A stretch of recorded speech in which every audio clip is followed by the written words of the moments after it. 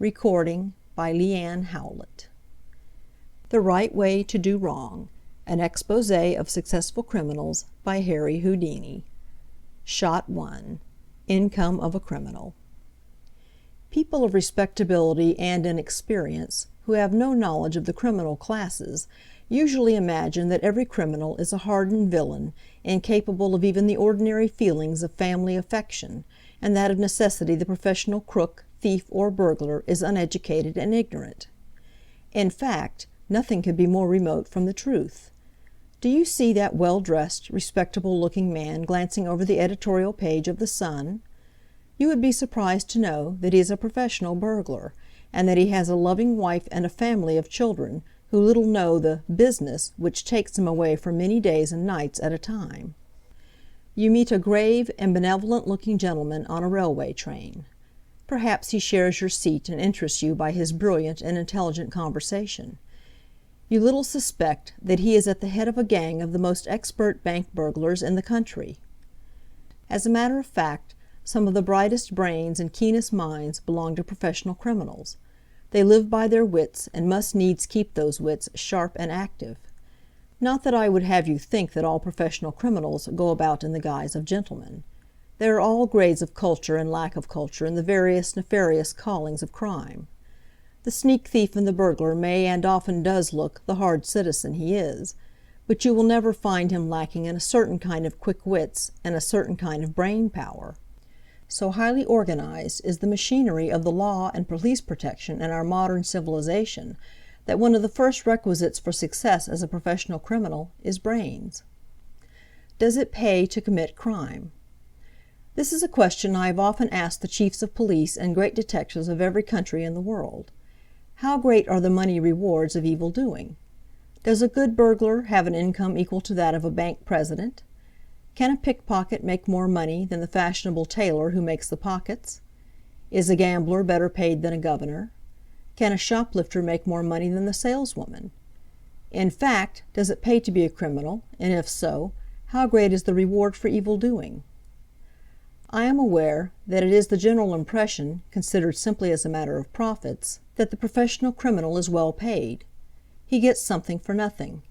Therefore you would say at a first glance that he must be rolling in wealth. Many people who get their ideas of criminals from novels and story papers, for instance, imagine a gambler as a man who always has a roll of bills in his pocket big enough to choke a horse, as they say. No doubt, also, the histories of sensational coups, as reported in the daily press, are chiefly responsible for this false impression. But such colossal frauds and robberies are rarely the work of professional criminals. They are usually perpetrated by men whose previous good character has placed them in positions of trust. Men who have led honest lives, when temptation came along and on paper they figured out that they could not lose. Why, they stole and fell into the clutches of the law. Disgraced, they are ruined for life, often ruining all their family. It is a terrible thing to have the finger of fate point at you with the remark, "His father is serving time for doing so and so," or "Her brother is now in his 16th year and comes out in 5 years." Such humble criminals as the area sneak thief, the porch and hallway thieves, and the ordinary shoplifter may be dismissed with a few words. Their gains are miserably small, they live in abject poverty, and after detection, for sooner or later they are detected, they end their lives in the workhouse. If I could earn $5 a week honest, I'd gladly give up dragging, shoplifting, said a thief of this type to a New York detective. But I can't stand regular work, never could. It's so much easier to prig things. No avarice, but simple laziness, keeps these thieves dishonest. More lucrative are the callings of the counter thief, the pickpocket, and the buzzer or watch thief. Of those, the pickpocket wins the largest returns. A purse hunter who knows his work would think he had wasted his time if he did not make $5 on an evening stroll. Race meetings and fairs may bring him in $100 to $150 a day, but an average day's makings amount to only $8 to $12. The passing of bad money, as everyone knows, who is behind the scenes in criminal life, is a very poorly paid industry, while the punishment risked is heavy. In England, these snide pitchers, or shovers of the queer, as they were called, used to buy the counterfeit coins at so much a dozen, and working in pairs, pass them out in shops. Highwaymen, robbers, and hold-up men sometimes make big hauls, but their careers are short. Into their brutal hands pass many a diamond pin or ring, many a gold chain, worth $20 or $25, even at melting-pot prices of some dishonest goldsmith. Happily for society, these ruffians are speedily brought to book, and their ill-gotten gains are dearly earned. There is a thieves' proverb which runs, "A 6 months' run in the hook, thief, is done." The garrote and hold-up men have far shorter lease of liberty, and frequently fall into the clutches of the law within a day or two after release from prison. Both burglars and confidence men may make big coups occasionally, but their income is precarious. The burglar is at the mercy of the "fence," as the receiver of stolen goods is called, and realizes only a small part of the actual value of his pelf. I suppose a burglar would be considered very successful if he made $3,000 a year actual profit. The "fence" has much larger opportunities, and his veracity is well known. A detective friend was well acquainted with one who made as much as $5,000 a year for several years, and finally shot himself to avoid arrest. Another "fence" actually amassed a fortune, but his wealth did not prevent him from dying miserably in prison. The truth is, that a life of dishonesty may pay at first when you are not known to the police, but when an offender once falls into the hands of the ever-watchful police, he begins to be a well-known customer. He now pays dearer and dearer every time he is brought up for trial. His brief spells of liberty are spent in committing some crime that once again brings him back to the prison, so when you figure out the sentences he has to serve, why, his honest gains are contemptible compared to such awful penalties. As this book is not a history of crime or criminals, to those wishing to read positive facts of great criminals, and all of them have either died in the poorhouse, or are yet counting the weary days in prison cells, divorced from wife, from children, and from all ties that human beings hold so dear, I can safely call attention to the book called Our Rival the Rascal, written by my friend, Chief Inspector of Police, William B. Watts, of Boston, Massachusetts. This book is the greatest book on the subject that I have ever seen. I happened to have a copy with me in Berlin, when the Royal Police, hearing that I had the book in the country, asked me as a favor to allow them to make extracts and photograph some of the famous criminals in the book. This I allowed them to do, and in return they handed me several photos of well-known criminals to send to Chief Inspector William B. Watts. In order to put a finish to this chapter, it can be said that it does not pay to lead a dishonest life. And to those who read this book, although it will inform them the right way to do wrong, all I have to say is one word, and that is, don't. Yes, my poor brother had no edication, and it were his ruin. How was that? He forged a name on a cheque, and the spellin' were bad. Shot 2. Professional burglary. The professional burglar is a man of resources and daring. He has usually had a long training in criminal pursuits. A good burglar is a man who knows how to keep his own counsel, and is very careful how he tells his plans to anyone else. If the same amount of ability and talent that many a criminal exercises to become a professional burglar were applied to an honest pursuit, he would gain wealth and fame. But once started in the path of crime, it is difficult to turn aside. The burglar who makes the breaking into houses a profession is held by the fascination of the danger and the rewards of his pursuit. The consciousness that he is able to accomplish the almost impossible, to plan and bring off coups which fill the newspapers with flare headings, is as much a matter of pride to him as high attainments in an honorable profession are to another man. Planning a bold break. When a burglar starts out on a job, he does not do it haphazardly. He carefully selects a house in a favorable location, occupied by a family who are known to have valuable possessions worth taking away. The retired location of the house, the ease of access, every approach and every avenue of escape if detected are carefully studied. Then he goes about acquainting himself with the habits of the people who occupy the house. He soon knows when they come and go, how the doors are fastened, how the windows are secured. Perhaps he ingratiates himself by paying marked attention to the sounds of the kitchen, and so learns the inside workings of the household. Usually this is accomplished by the aid of a confederate or member of the gang to which he belongs, and if he can induce the cooperation of some servant, his work is made so much the easier. At length the night of the burglary arrives. The date has been carefully set. You may be sure that there is not a full moon to illuminate the grounds, as he has consulted the almanac. If there is a watchdog, the burglar carries ample means to quiet him, in the shape of a small bottle of chloroform. Accompanied by his pal, for most of these burglars work in pairs, they rapidly effect their entrance in accordance with their plan. Usually one man is stationed outside to give warning by means of a peculiar whistle or other sound in case detection is to be feared. How the burglar overcomes all the obstacles of his entrance into the house will be treated later, but to a professional cracksman the ordinary locks of doors, the ordinary window fastenings and safety arrangements which the householder attends to so carefully every night offer but little or no obstacle. When the time comes for him to enter, he enters as quietly and quickly as though he were the master himself, in fact, very much more quietly. Once inside, his glimmering electric dark lantern, which can be hooded in an instant, gives him sufficient light to move with noiseless rubber-soled shoes to the different apartments. The absolute silence in which a professional cracksman can go through a house, avoiding creaking doors, and escaping every loose board which may betray his presence, is astonishing. Many a householder has awakened in the morning to find his house rifled, who would deem it impossible for anyone to enter his house, much less his room, without immediately arousing him. To show how carefully a burglar plans for the cracking of some specially desirable crib, one ex-convict declares that he has often expended large sums of money in making the preliminary arrangements for some great coup. If a burglar should happen to be caught in the housebreaking act, it is fairly important that he should not be recognized afterwards. So most professional burglars are very careful to provide themselves with a disguise when out on their "work." One reformed criminal told Inspector Burns that he had several times been seen by people while entering houses, but they had never once been able to recognize him afterwards. His simple plan he described as follows: "I always wore a specially made wig, with false side whiskers and moustache of the best quality. My wardrobe was extensive, and contained reversible coats and reversible trousers, after the style used by quick change artists on the stage. With the aid of these, I have been able to make a complete change of appearance in less than 2 minutes." It is easy to see how rogues take more pains to perpetrate robberies than honest men do to get a living.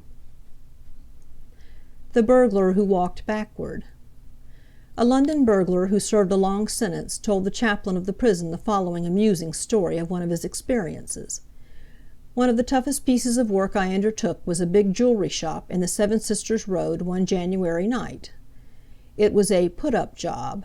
That is, the business came to me through one of the brokers who supply burglars with places for likely hauls, and receive in return a large commission.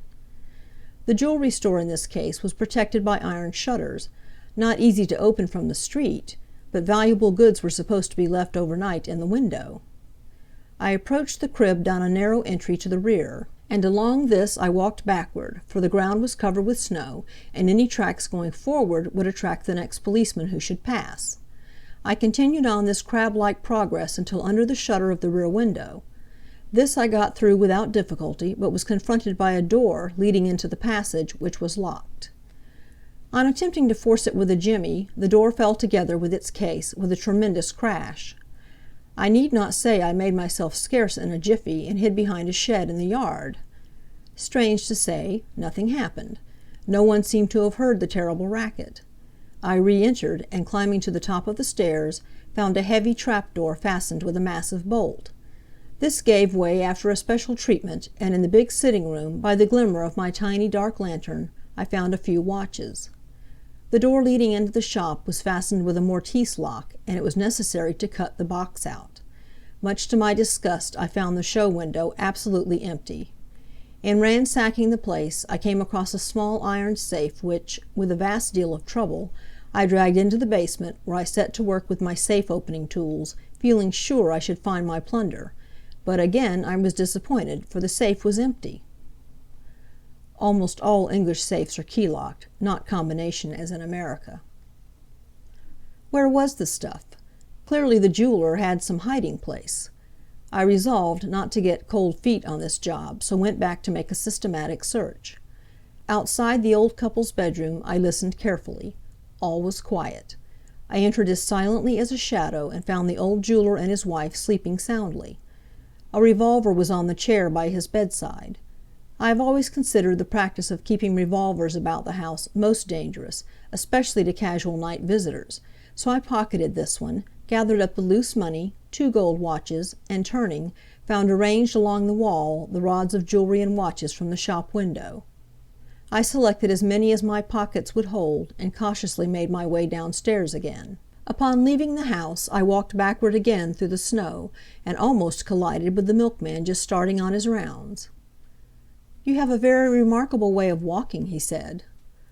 "Oh," I replied, "it is an agreeable change after the monotony of always walking forward, but in the daytime I cannot practice it, owing to the remarks of foolish people who will not mind their own business." He seemed to enter into the joke, but no sooner had we reached the road than he shouted, "Police!" and "Stop thief!" for all he was worth. I had a good start, however, and 2 hours later a Hoxton fence received a considerable addition to his store of valuables concealed under the floor of his bedroom. The question has often been asked how burglars get away with their booty, especially when it makes, as it often does, a bulky bundle. The police are apt to be suspicious of people who carry bundles in the small hours of the night, and ask inconvenient questions. If anyone doubts this, let him try the experiment of going out between 2 and 3 in the morning, carrying a bag heavily loaded with bricks. He will not proceed many yards without being pounced upon by a cop. A story in point is told by an ex-convict to a well-known detective. I had a pal with me, and we broke into the country palace of one of the wealthiest dukes in England. The silver plate we got filled 2 bags. We had just dragged the sacks into the thicket near the house when the alarm was raised. Think of the tight place we were in. 2 o'clock in the morning, and a policeman every 30 yards, all around the grounds, every road guarded and every path. Safe enough inside the ring we were, but when daylight came, what would happen? Still, the next day dawned, and no trace was found either of the plunder or of us, and by evening of that same day it was all melted and sold to the fence in the city. The police were utterly baffled as to how the perpetrators of the robbery got away with 2 sacks full of plate. No one had passed the cordon of police except a couple of countrymen from the home farm, who were driving a cart to market containing a slaughtered sheep. Now I might tell the police something that would interest them. If they had turned that sheep over, they would have found, instead of the usual bodily organs, that the carcass contained a valuable collection of silver, and if they had looked under the straw, they might have found the rest of the Duke's missing property. The second-story man. The professional burglar of standing in his profession looks down somewhat with condescension upon the second-story burglar, whose risks are not nearly so great, and whose rewards, of course, are proportionately smaller. The second-story man avoids breaking and entering a house. His forte is obtaining an entrance by means of convenient porches, overhanging boughs of trees, water conductors, and lightning rods, up which he climbs with the greatest ease, and enters through an unguarded window in that part of the house where he has planned to make his robbery. Many successful second-story men work only in the daytime, and are prepared with all sorts of plausible excuses to explain their presence if detected in a house. A burglar engaged in going through the premises after jewels known to be in the house may, in a second's time, assume all the appearance and actions of the honest workman come to repair the plumbing, and by his clever effrontery escape even after he is detected. Usually, however, the second-story man so plans and times his work as to enter the house when most of the family are absent, and thus avoid the risk of detection. Ordinary criminal. The ordinary criminal's hand has a peculiarly rough shape, the thumb being very plump and short, while the fingers are uneven and heavy. The small finger is turned inward, and bluntness is the hand's chief characteristic. Shot 3. Difficulties of burglary. Every man who lives by his wits and defies the law of the land must confront difficulties unknown to the ordinary citizen. In the first place, the house must be entered, locks must be forced and picked, burglar alarms must be circumvented, and every effort made to escape detection. Most people who carry a loaded revolver, or have one in their bedchamber, think that they are protected. As a matter of fact, a burglar finds the least of his danger at the muzzle of a pistol. In the hands of the excited and frightened citizen who awakes in the middle of the night to find his house being robbed, a revolver is not especially dangerous. Of course, the burglar is likely to get a bullet, but the citizen seems quite as apt to shoot himself or some member of his family as he is a burglar. Nor do ordinary burglar alarms present any great difficulty to the expert cracksman. If he knows his business, he has found out beforehand all about these pretty little toys, where they are located, how they are handled, etc. His first care, of course, is to cut the wires or by other means known to him make the burglar alarm harmless and noiseless. Once silent, he may proceed to pick all the locks in the house, and clad in the darkness and the garment of silence which every burglar knows how to assume, he soon gets away with his ill-gotten plunder. A pet dog may make an able-bodied burglar more trouble on a midnight expedition than half a dozen pistols or shotguns in the house. These little animals are certainly light sleepers, and their bark, while harmless, is very apt to arouse every inmate in the place. If the burglar is expert, he has probably cultivated the acquaintance of the dog in advance when he paid court to the kitchen girl at the back door, and a little bottle of chloroform, judiciously placed, puts the dog to sleep very quietly. The window bars which are supposed to be such a protection to basement windows also call for remark.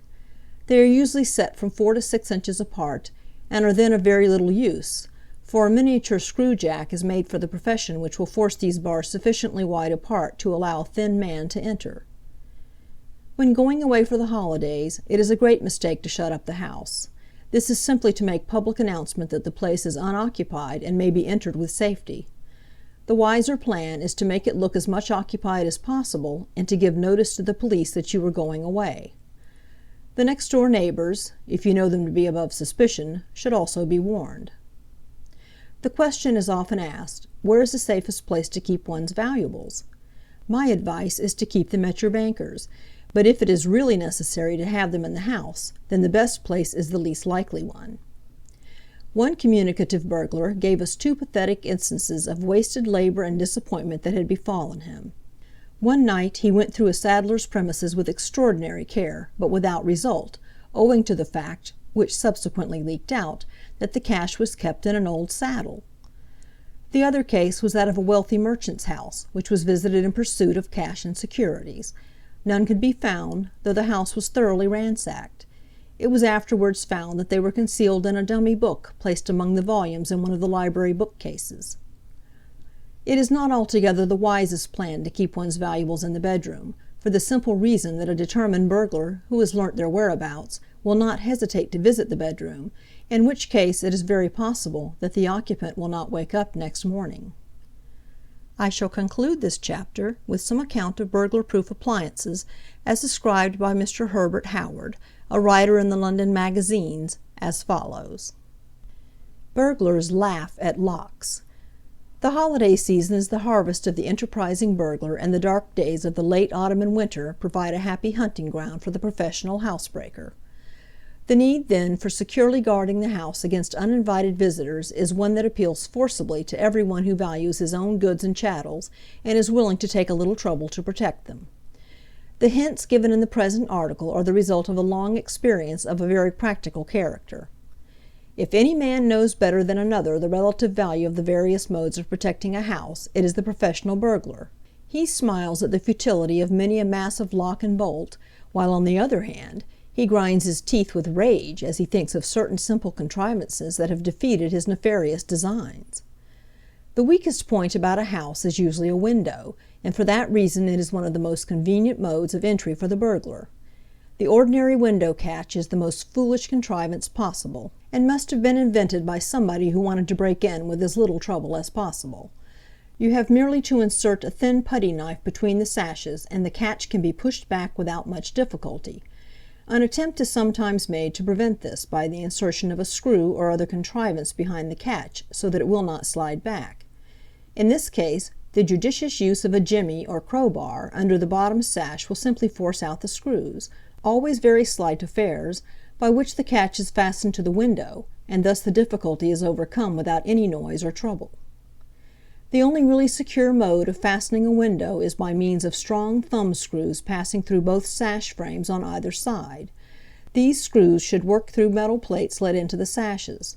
These screws, if properly placed, will resist the application of the crowbar, and as they are quite inaccessible from the outside of the window, they can only be tampered with by removing the panes of glass. The door next calls for attention. Usually it is fastened during the day by a light latch, which yields at once to a very mild amount of pressure with a jimmy. For purposes of protection this latch is utterly worthless. The large old-fashioned lock, especially if mortised into the door, is much better. Certainly it can be forced, but only with great difficulty, and it is apt to make a noise like the report of a pistol when it gives way. The best plan, from the burglar's point of view, is to attack the door-post and try to force out the socket into which the bolt of the lock shoots. Locks used frequently to be picked, and skeleton keys were much in vogue in bygone days. Now, however, locks have been so greatly improved that they are seldom picked unless cheap locks are used. Ordinary door bolts present no difficulty to the burglar who has his tools with him. They are quickly forced out, screws and all, or they are silently cut through with a saw of diamond steel. Chains are the best of all fastenings for doors. They are difficult to cut or force, and they are apt to rattle and make a noise, which is the thing of all others that a burglar dreads most. The presence of the loose chain is not usually discovered until the locks and bolts have been forced, and the first indication of it is generally an audible one. The business of cutting a chain is a troublesome and risky one, owing to the difficulty of keeping it still. There is a special tool for the purpose, but it is not much used. A glass-paneled door, especially if it has no shutters, is a thing of delight to the intruder, who can only too easily remove the glass and so get access to the locks and bolts. A letter slot without a box is also a helpful contrivance, as it enables him to insert a strong wire loop with which to pull back the latch. The best way to secure the house door is to provide it with a chain at the extreme top and bottom, in addition to 1 or 2 thumb screws passing through the door into the frame. This will effectually defy the best efforts of the burglar, unless he is prepared to cut out the framework of the door, a long and risky job. The ordinary window shutters are quite useless, both on account of their weak construction and of the primitive simplicity of the usual fastening, which can be undone without any trouble. Iron shutters are, however, a good protection, but only when fastened by screws in the way we have described. Inner doors, especially of rooms that contain valuables, should always be locked at night, but the key must be taken away. Many people have the idea that by leaving the key in the lock, of course on the inside of the door, they are making it impossible for the lock to be picked from the outside. As a matter of fact, they are simply putting the key into the burglar's hands. Examine the average door at the hotels and you will find that when the key is in the lock, the end of the barrel slightly projects from the keyhole on the other side of the door. Now the burglar has in his tool bag a neat little instrument resembling in shape a very small piano key, with which he is able to grip the projecting end of the barrel, and so turn the key around and unlock the door. The best of all fastenings for the bedroom or other inner door is a simple wedge of wood pushed under the bottom of the door. If this is correctly shaped and properly placed, it is absolutely impossible to open the door from the outside without cutting a piece out of the panel, and no burglar will risk this with a person sleeping near at hand. It is, however, sometimes practicable to pass a knife or other article under the door, and so push the wedge back. To prevent this, it is only necessary to place some obstacle in the way. A strong screw passed into the floor will serve, especially if it passes through a hole in the wedge. Burglars have no hesitation in poisoning small dogs when they are in the way of their getting out an especially valuable haul. Sometimes this is done by feeding poisoned meat through the letter slot, while dogs kept in kennels outside are practically useless for protection, as they may be easily disposed of. If your watchdog suddenly dies under suspicious circumstances, look out for a burglary within the next few nights. Several cases have been known where policemen have taken up the profession of burglary and escaped detection for many years. They yielded to the temptation for gain and fell. I would say, however, on behalf of the police, that cases are known where crooks have gained positions on the police force in order to forward nefarious and nocturnal work of burglary. Visitor in jail. Do you never hear the still small voice of conscience? Convict. No, I'm hard of hearing. Shot 4. Burglars' Superstitions. Some people imagine that a burglar is forever on the still hunt for plunder, that the breaking into houses forms a nightly part of his program, and that he would be a lonesome individual unless he had a dark lantern in one hand and a jimmy in the other. The truth of the matter is that professional burglars rarely make more than 8 or 10 good hauls in the course of a season, and that to be out on more than one job inside of a week or 10 days would be considered rather dangerous.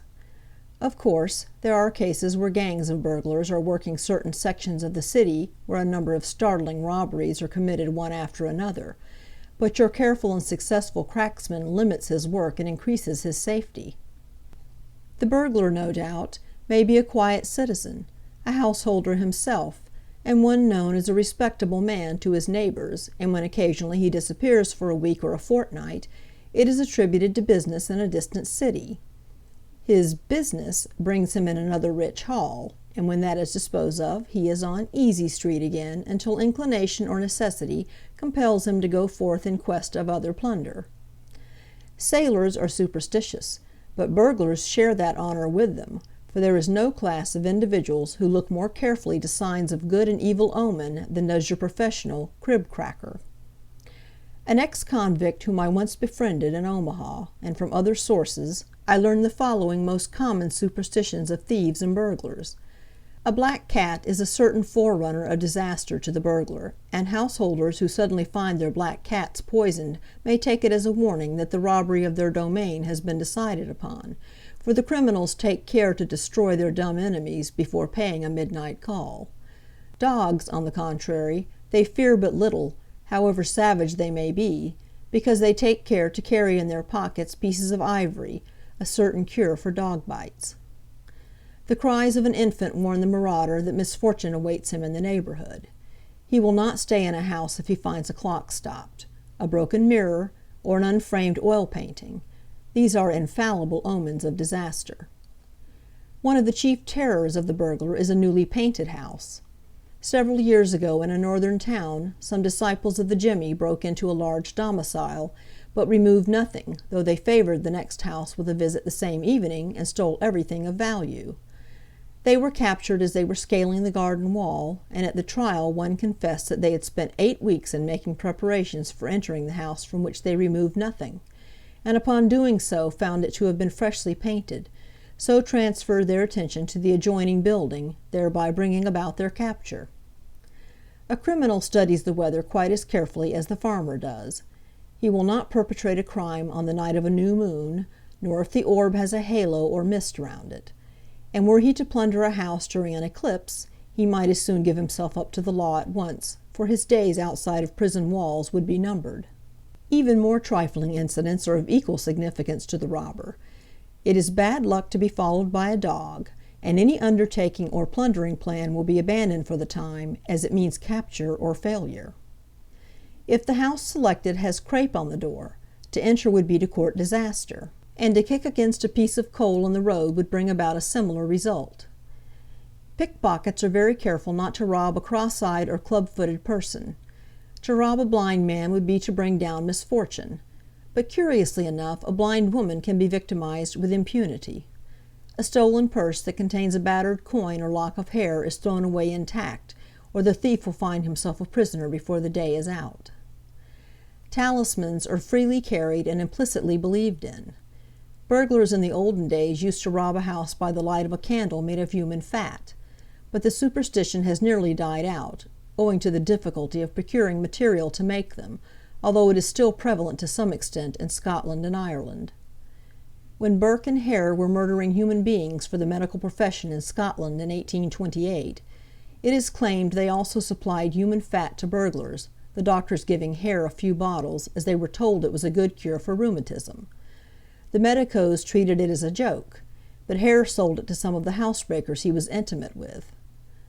Old nails, broken horseshoes, curiously shaped pebbles, and endless other trinkets have times without number been found in the pockets of captured criminals who have begged that everything else they possessed should be taken from them rather than the talisman to which they pinned their faith. Charles Peace, perhaps the greatest burglar who ever lived, said that his success was due to the pawn ticket of a violin he pawned when he was a boy, and which he always carried with him. Safe-cracking. Our chapter on burglary would scarcely be complete without some reference to safe-cracking as a special division of the profession. It is a comparatively small matter to break and enter a house and get away with valuables, But to effect an entrance into a well-guarded bank and succeed in opening safes which have been constructed with every appliance known to the modern safe-builder's art is an entirely different proposition. The cracking of such a crib is the work of an experienced and especially skillful man. My friend James Sargent, of Sargent and Greenleaf, Rochester, New York, invented the time lock. Cracksmen would rout the cashier out of his bed with a loaded revolver and force him to go to the bank and open the safe. But now, with the time lock and other safety electrical safeguards, the old burglar tools are worthless. Where once tools were used in cutting off locks, tearing off plates, drilling through the lock so as to pick the combination, the cracksman has kept apace of the times and utilizes modern scientific methods to open safes. To open a time lock, they first start in and by hammering the safe break the clockwork. Now they resort to either a large carbon and get their electricity by tapping the trolley car current and burning circles around the lock, or they make use of a terrible compound invented by Goldschmidt, a man I met in Essen-Ruhr, Germany. This compound is called thermit. This is a kind of a mixture of fine aluminum filings or powder and iron oxide. When this mixture is ignited by suitable means, it gives the extraordinary heat of 3,000 degrees centigrade. This compound or concoction, if allowed to flow on top of a safe, will burn a hole clear through most any safe made. I was in Berlin when the first tests were made, and one enterprising safe manufacturer built a safe that was invulnerable to this immense heat, and calls it the anti-thermit Geldschrank. Burglary is no longer crude robbing, but an art. The only men who are able successfully to overcome the obstacles of the safe makers and locksmiths, and at the same time avoid the police, are the ones who employ as much care and thought in their work as a successful businessman. The man who once turned to burglary as a last resort chose a dark night to force his way into a store, and after hours of work with files and saws forced the door from the safe, can no longer succeed. The only men who succeed in their efforts to open safes now are the ones who often spend weeks studying conditions and preparing their instruments. The resistance offered by the fine grades of steel used in safes usually destroys the tools used to open the locks. The ingenuity of the safe-cracker is greater only than that of the burglar and sneak thief who depends on the use of skeleton keys and jimmies to make his way past locks and bolts. The skeleton key can only be used in picking simple locks with wards. The burglar's jimmy is often a plain iron bar, sharpened at one end that permits its insertion beneath a window or at the side of a door. Some of the professional burglars, however, carry sectional jimmies that for efficiency are greater than any other burglar tool manufactured. Safe burglars often purchase old safes and practice on them. Nowadays they work almost entirely on the lock. The method is first to remove the dial with a special jimmy and then drill a small hole 5/8 of an inch above the spindle, and with a knitting needle or fine wire, pick up the combination and thus open the safe. Shot 5. Thieves and their tricks. A thief is one who appropriates any kind of property or money to his own use without the consent of the owner. As distinguished from a burglar, a thief does not break into a house or enter in the night time, but takes his plunder wherever he can find it. A thief may gain entrance to a house and steal a valuable diamond, but he uses his sharp wits to pass the door instead of the burglar's jimmy and skeleton keys. There are thieves of various kinds, from the common sneak thief and shoplifter to the expert pickpocket and clever swindler, who sometimes makes hauls amounting to many thousands of dollars. The use of the word thief, however, is generally confined to such classes of criminals as shoplifters, pickpockets, and the like. Overcoat thieves ply their trade in the residential sections of the city. They will sometimes ring the front door bell and ask for the master or mistress of the house, giving some plausible pretext and usually the name of the party living there. While the servant has gone to tell the mistress of the caller, he quietly picks up what garments are in sight on the hat rack and makes off with them. The Venetian blind thief got his name from the practice of the English thieves of making the pretext that they had come to repair the blinds of the house. A thief will call at the door claiming to be a mechanic to look over the house for necessary repairs, and in his rounds will gather up any valuable article that he can lay his hands on. This class of rascal even impersonates the plumber or the gas inspector with equally successful results. Thieves at church are a very common occurrence. A case is related in London not long ago, where a chapel had been furnished with 100 new Bibles. They were first used at the afternoon service, and when the congregation gathered for evening they had all disappeared. A very common experience of church officers is to find that books disappear gradually. Not only books, but hassocks and cushions are taken from houses of worship. Petty robberies from the collection box are not infrequent. In some localities the custom of covering one's offering with one's hand so that other worshippers shall not see the amount given gives the thief his opportunity, for in the rapid passing of the plate it is easy for the skillful professional thief to put in a penny and at the same moment take out $1. This is sometimes done by a sticky substance put upon a single finger. Umbrella thieves and pickpockets also ply their trade in church as well as in other places of public gathering. How can you detect a church thief, is a question I have often asked detectives. There seems to be no real answer, but, as a general rule, it is just as well to look out for your property as carefully when you are in church as when you are out. Thieves as wedding guests. There is scarcely a fashionable wedding where the contracting parties are wealthy that does not suffer from the presence of wedding thieves. For this reason, the more expensive items of jewelry are often imitated in paste before they are put on exhibition among the gifts, while the originals are sent to the bank. The wedding gift lifter works his game as follows. Disguised as a tradesman or assistant, he gains the confidence of the servants, gets a description of a diamond tiara or other article of great value, which he then has a duplicate made of, set with imitation paste diamonds. He will even go as far as to pay $15 or $100 for a good imitation article. Armed with this, and perfectly dressed, he makes his way among the party of guests and finds it no great risk to adroitly change the counterfeit for the genuine jewel. Trick of the van thief. Vans that are covered entirely with tarpaulin or canvas, and have a loose back, present opportunities to the van thief. A favorite trick is for the thief to wheel a hand cart, covered with sacking, under which a confederate lies concealed, behind one of these vans. The confederate quickly puts the upper part of his body inside the van, his feet remaining in the cart. Being concealed from view by the loose tarpaulin, he seizes a package, dropping back with it into the cart, which is pushed off at once. A wet day is preferred for this trick, as then not so many people are about, and the driver is likely to be holding his head down as a protection from the rain, in consequence of which he will not look behind. The trick satchel thieves. It is when the dark days come round that the railway station thief most safely conducts his operations. The summer tourist he loves not, for his luggage contains few valuables, and there is then too much light about. A dull afternoon and well-to-do people going off by train are what the platform prowler asks for. And here is shown as a warning, if needs be, an artful appliance that station thieves have used of late years. It looks like an ordinary portmanteau, and so it is with a difference. It is a specially made portmanteau, the bottom of which closes up on pressure being applied. Thus, when, as shown in the illustration, the trick portmanteau is placed over a smaller one that lies upon the platform, the larger one comes down as a cover over it. By a movement of the thumb of the hand that holds the portmanteau handle, powerful springs are released which tightly grasp the portmanteau that is inside, and it can thus be carried away completely enveloped from sight. If, therefore, you see a suspicious-looking character hanging about, don't set him down as a genuine passenger just because he has a bag. Diamond in a chew of gum. One of the cleverest and most unscrupulous diamond thieves I ever heard of perfected a scheme for daylight robbery of unmounted gems which for a time simply defied detectives of London and Paris. The game was played as follows. A lady, well dressed and looking like a respectable and wealthy matron, who might be the wife of a banker or large merchant, enters a jewelry store and asks to see some unmounted diamonds.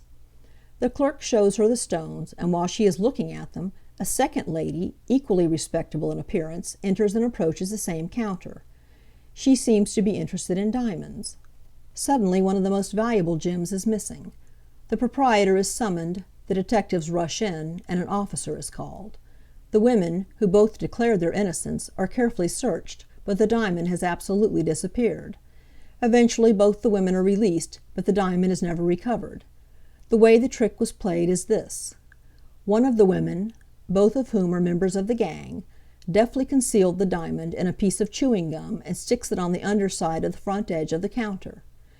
There it remains, safely hidden away while the frantic search is going on. A third member of the gang slips in afterward with the crowd of curious and removes the gum containing the diamond and makes off with it. Said the fond mother, "Never would I call a boy of mine Alias if I had 100 to name. Men by that name is allus cuttin' up capers. Here's Alias Thompson, Alias Williams, Alias the Nighthawk, all been took up for stealing." Teacher, how many of my scholars can remember the longest sentence they ever read? Billy, please, Mum, I can. Teacher, what? Is there only one? Well, William, you may tell the rest of the scholars the longest sentence you ever read. Billy, imprisonment for life. Shot 6. The Aristocrat of Thievery. There are kings of crime as well as kings of finance. Much the same talent which enables John D. Rockefeller to pile up $1,000 million, or Henry H. Rogers to control unnumbered millions in Wall Street, applied in a different direction, develops that high grade of criminal whose robberies are exploited in scare-head stories in newspapers and are the talk of the country for many days. The case which occurred at Liverpool a short time ago was the work of a bright man. The circumstances related to me by a newspaper man are as follows. One day, Messrs. Oldfield and Company of Liverpool received a telegram purporting to come from Mrs. Brattlebank of Garston, then staying in London, ordering a quantity of diamonds to be sent to her Garston residence. Mrs. Brattlebank being a wealthy customer and well known to this jewelry house, a package of valuable stones was made up and sent by registered post after being insured for $5,000. After the arrival of the package in Garston, a well-dressed gentleman, representing himself to be Mr. Lang Miller, a wealthy South African shipowner and a friend of the Brattlebanks, called at the residence, having previously explained by telephone that he was coming to take the package to Mrs. Brattlebank in London. The whole affair seemed so open and above board, and the appearance of Mr. Miller so honest and convincing, that the valuable package was handed over to him without question. Neither Mr. Miller, who is now suspected to be one of the most expert confidence men in the kingdom, nor the diamonds have ever been seen since. The swindler who lowered a check. The crime of raising a check is often attempted, and sometimes successfully, but it is seldom that a criminal attempts to lower the figures on a check and cash it for a less sum than it was made out for. The following incident occurred in Wall Street not long ago, showing that the man who conceived it must have had a ready wit and a clever brain, as well as considerable daring to put it into execution. It is said that this ingenious swindler had already realized between $2,000 and $3,000 by his startling new method of lowering checks. For instance, a stock exchange broker sells 1,000 shares of a stock to 10 customers in blocks of 100 shares at 91. Each purchaser prepares a check for $9,100 for the seller when the messenger boys make their rounds. If the checks are not ready when the messenger calls out to the cashier, who usually cannot see the boy, he is told to come back later. This swindler follows a messenger boy, and when the boy is told to return later, the fellow returns himself in a short time and gets the check, which is readily handed over to him. Having secured the check for $9,100, the swindler hurries away, and, knowing that safety does not lie in presenting the check for so large an amount, reduces it to $910, makes it payable to bearer by the use of chemicals, and secures the money. A daring train robbery. Among the clever coups that have come to my attention here is one related by an ex-convict and published recently in an English periodical which presents some rather interesting features. The writer says, "A certain lady of high social position was known to possess an exceptionally valuable collection of jewelry, and some of us had long been casting covetous eyes upon it. One day she started from St. Pancras in the Scotch Express for her husband's seat in the Highlands, the jewelry being securely packed in one of her numerous trunks. These were duly placed in the luggage van, which was locked and only opened by the guard at the 2 or 3 places where the express stopped. No one, save the railway servants, entered the van or left it, neither had the doors been opened while the train was in motion.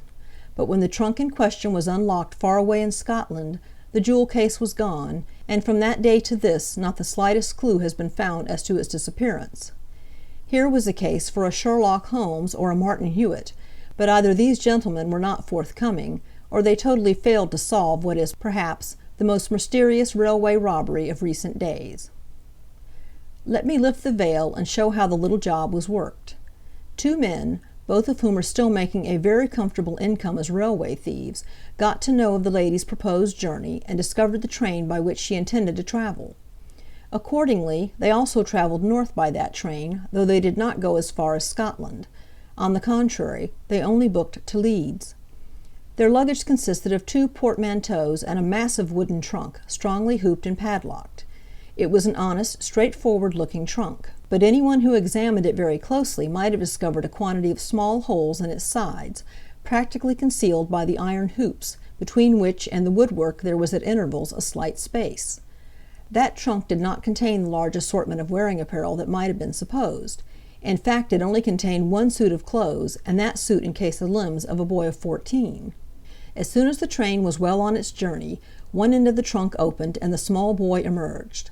With the aid of a goodly stock of skeleton keys and picklocks (the English hamper locks can be opened with a button hook, they are so simple), he opened the various hampers bearing her ladyship's name, and presently discovered the jewel case, which he removed to his own box. He then locked up the trunks, returned to his hiding place, closed the sliding panel, curled himself up comfortably in the box, and went to sleep for the rest of the journey. At Leeds the 2 men alighted, called a porter, who got their luggage out of the van for them, and then drove in a cab to a certain temperance hotel in Briggate, where, in the privacy of the room they had secured, the boy was let out of the box, and the jewel case gleefully examined. Its contents travelled back to London by the next train, and were safely on the Continent before the news of the robbery had reached Scotland Yard. A check for $30,000. A single plant on a Chicago bank was pulled off recently, whereby the clever swindler coppered out $30,000 for himself with very little effort. The bank officers tried to hush the matter up as much as possible, and for the sake of the depositors I shall not give the name of the institution, but the facts which I am certain are substantially as follows. A depositor of several years' standing appeared a few days ago in the bank president's office with a draft on London for £6,000, which was perfectly good. The depositor informed the president he desired to deposit this London draft, and at the same time to check against it, presenting his check for $30,000 for the president to OK. The latter put his initials on it and thought no more of the transaction. The depositor then went out into the bank and deposited his London draft, and on the following day presented a check for $30,000, which was paid, the teller knowing that the amount was to his credit on the books. Later in the day he again appeared at the window and presented the check for $30,000, which had been initialed by the president. This check was also paid. Nothing more has since been seen of the depositor. Embezzler's wife. You are a thief and a criminal. Never speak to me again. Embezzler. But I stole it all for your sake. Embezzler's wife. Yes, but didn't you go and give it all back again? Cincinnati Commercial Tribune. What did that man do to make himself so famous? Asked the inquirer, gazing curiously at an individual who formed the center of a social group. To the best of my knowledge, replied the cynic, he did the public. Shot 7. Pickpockets at work. Among the most interesting classes of thieves is the pickpocket, whose clever subterfuges and skill of hand have been so often exploited in novel and story-book. Your professional pickpocket is naturally a rover, and travels the country over, attending large gatherings. Of professional pickpockets there are a number of types, each adapted to the class of work in which he engages. It is the usual opinion that a pickpocket is a forbidding and suspicious-looking fellow.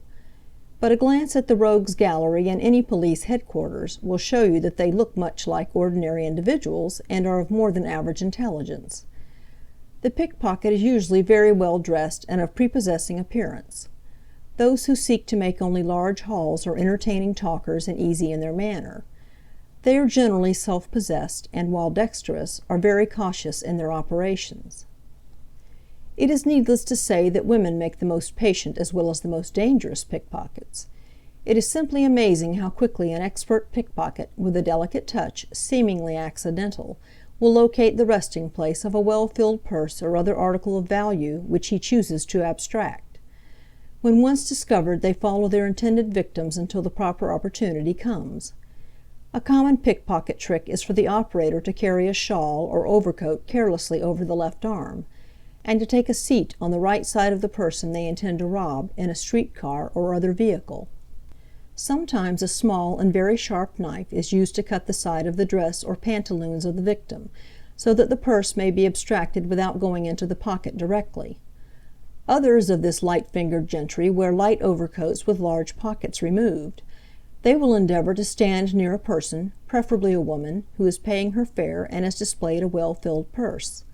The pickpocket then carelessly throws his coat over her dress, and by inserting his hand through the outside opening of his own pocket, quietly proceeds to abstract her purse. Pickpockets either work alone or in pairs, or what is called a mob.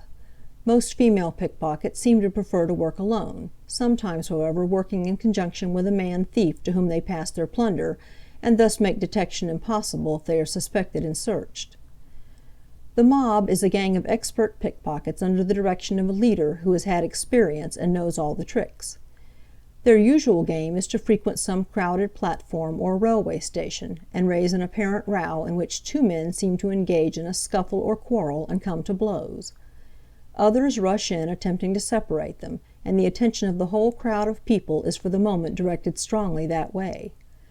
At the same moment, other single light-fingered members of the same gang crowd in with the citizens who are being jostled, and abstract their pocketbooks and watches without any trouble. Recently a gang has successfully worked in several of the subway stations in Boston, and the same gang has successfully plied this vocation in New York, Chicago, and Philadelphia. The false arm game, or the third mitt, as it is known to the professional pickpocket, is said to be little employed in this country now.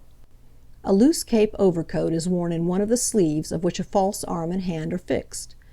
Thus a detective who may be watching the pickpocket will see apparently both of his hands in view, while in reality the light, skillful fingers of the operator's left hand are going through the pockets of the man beside of whom he is standing. This dodge is very much employed on the Continent by shoplifters. One of the many fertile dodges by which a pickpocket escapes detection is known as the horse dodge. The thief so arranges as to meet his victim by the side of a horse standing by the curbstone. He has previously located the watch or purse he wishes to lift, and with a quick blow he knocks his victim's hat over his eyes, grabs the pocketbook or watch or whatever else he is after, and immediately darts under the horse and hides himself in the traffic on the other side. By the time the victim has got the use of his eyes and is able to look around, the thief has entirely disappeared, and he would not be apt to look in the right direction at any rate. In the outskirts of London, among the small shops, a rather unusual trick has been played frequently upon unsuspecting shopkeepers. Two men in earnest argument over some matter enter a small grocery store and approach the proprietor, who is behind his till. One man says to the proprietor, "My friend and I have gotten into an argument over a peculiar matter which we believe you can settle for us. I have bet him that my hat," taking off an old-fashioned stovepipe hat, "will hold more than 4 quarts of molasses, while he contends that it will hold hardly 3 quarts. We are willing to buy the molasses if you will fill this hat and prove the question to decide the bet." The shopkeeper good-humoredly agrees, and brings the hat brimful with sticky molasses, at which one of the thieves slaps it over the shopkeeper's head, and before he can extricate himself and call help, they have robbed the till and disappeared. Shot 8. Beggars and Deadbeats. There probably is not a reader of this book who has not frequently been accosted on the street corners by the poorly dressed, shivering wretch who asks in a whining voice for a coin or two to get him a night's lodging. Who has not experienced the mingled feeling of repugnance and pity which their stories are intended to produce? Who has not, rather than run the chance of turning away an honest man in real distress, put his hand in his pocket and dropped a dime or a quarter into grimy, outstretched fingers, and went on his way more than half convinced that he had paid money to a fraud? Beggars there have been since civilization created the distinctions of wealth and poverty, and must needs be till a higher, better civilization makes misery and crime impossible or unnecessary. For ages the mendicant has flourished, plying his vocation on the credulous and making profit out of the fact that humanity and religion make almsgiving a virtue. In the Middle Ages, beggars became so numerous that they threatened to overrun the continent. The begging friars and other religious orders encouraged it, and the beggars throve. Today the modern law in most lands forbids begging, but still most people would be surprised to know to what extent it is practiced, that is, to what lengths and in what numbers the fraudulent, cheating professional beggar preys upon the almsgiving, over-credulous public. I have watched the beggars of most of the great cities of America and Europe, and have made some little investigation into their methods, and I do not hesitate to say that in 90 cases out of 100, the man who asks for alms on the street corner is a cheat and a fraud. If the public would take my advice and absolutely refrain from giving to beggars, this nuisance might soon be done away with. If the beggar no longer found his calling profitable, he would soon go to work or seek other fields of activity. As a rule, the beggars we see upon our streets belong to well-organized gangs, and their individual members are controlled by a chief whose word is law. For simple begging the territory is laid out, and each man keeps within his own beat. At night they assemble at some cheap lodging-house, where each one turns over his day's takings to the leader, who acts as treasurer and even often deposits a fund in the bank to be used in emergencies or for bail money. A certain portion of the income for the day is divided each night among all members, either equally or in certain shares agreed upon. It is said that a leader or treasurer is always faithful to his trust, for if he were to appropriate the money, he would at once be barred out of the United Order of American Beggars, or Sons of Rest, and blacklisted all over the country. Sometimes the leaders will take in young boys and train them in the art of deceiving the public. Chief Watts tells one such story of a young man known as Kid Johnson, an orphan boy who came under the influence of Frisco's Slim, the burly leader of a gang of Boston beggars. This wily mendicant filled the lad's mind with stories about easy money, and showed him how he, Frisco Slim, had doctored his arm with a chemical to give it the appearance of a frightful burn. "With that arm," said Frisco, "I collar many a dollar every day of my life. I'll fix your arm in another style that'll catch on great." So the mere boy was enrolled as Kid Johnson, and taken to a resort known to the gang, where his arm was put in a plaster cast, and he was sent out to beg on the street. His scanty clothing was thin and ragged, his toes peeped through his shoes, and he looked the picture of weariness and hunger. In a short time the Kid proved one of the best money-getters of the whole gang. But his master's demands grew faster than his ability to bring in the coin. He was required to bring in a certain amount each day, and ill-treated if it fell short. His life was that of a slave. He was finally rescued by the police and given a chance to reform and lead an honest life. But the taint of crime had entered his nature, and he soon ran away to take to the road and street again. The Magic Cap. A German organist who came to St. Petersburg from Orenburg on a visit to his relatives met with an adventure which caused him to wonder whether he had by accident been transported into the mystic East and carried back to the times of the Arabian Nights. The story of his adventure might well be entitled "The Magic Cap," and it will be seen that it bears a strong resemblance to the story of Aladdin and his wonderful lamp. On arriving at St. Petersburg, the German visitor purchased a cap, which he thought would be more comfortable than his ordinary headgear for exploring the town, with which he was not well acquainted.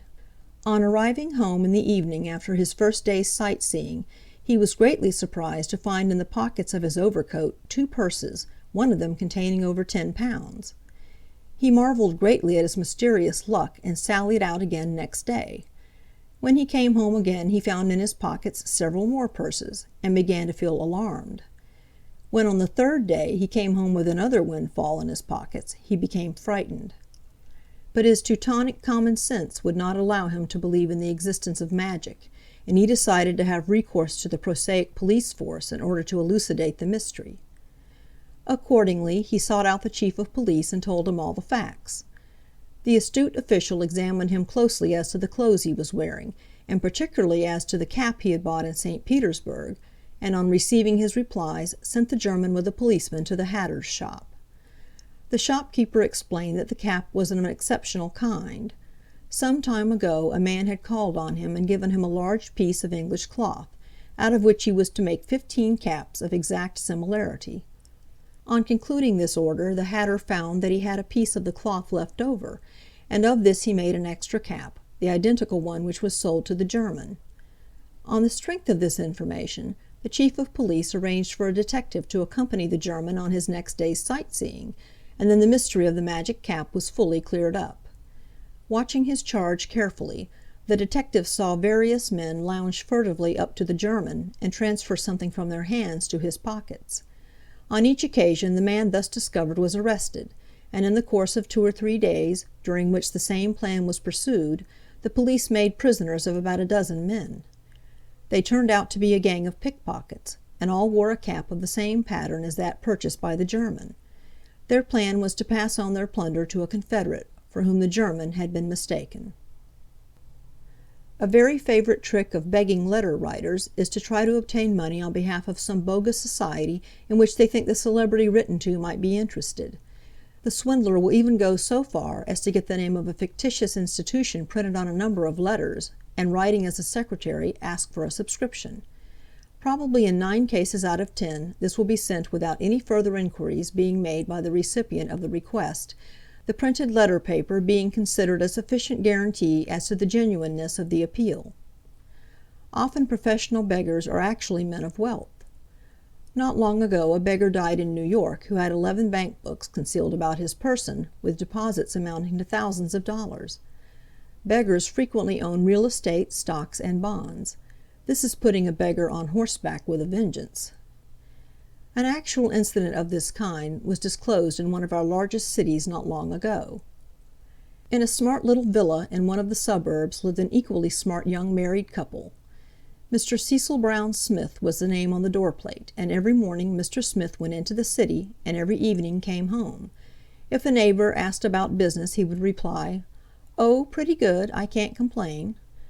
So the pretty little wife was happy from morning till night, and all went well.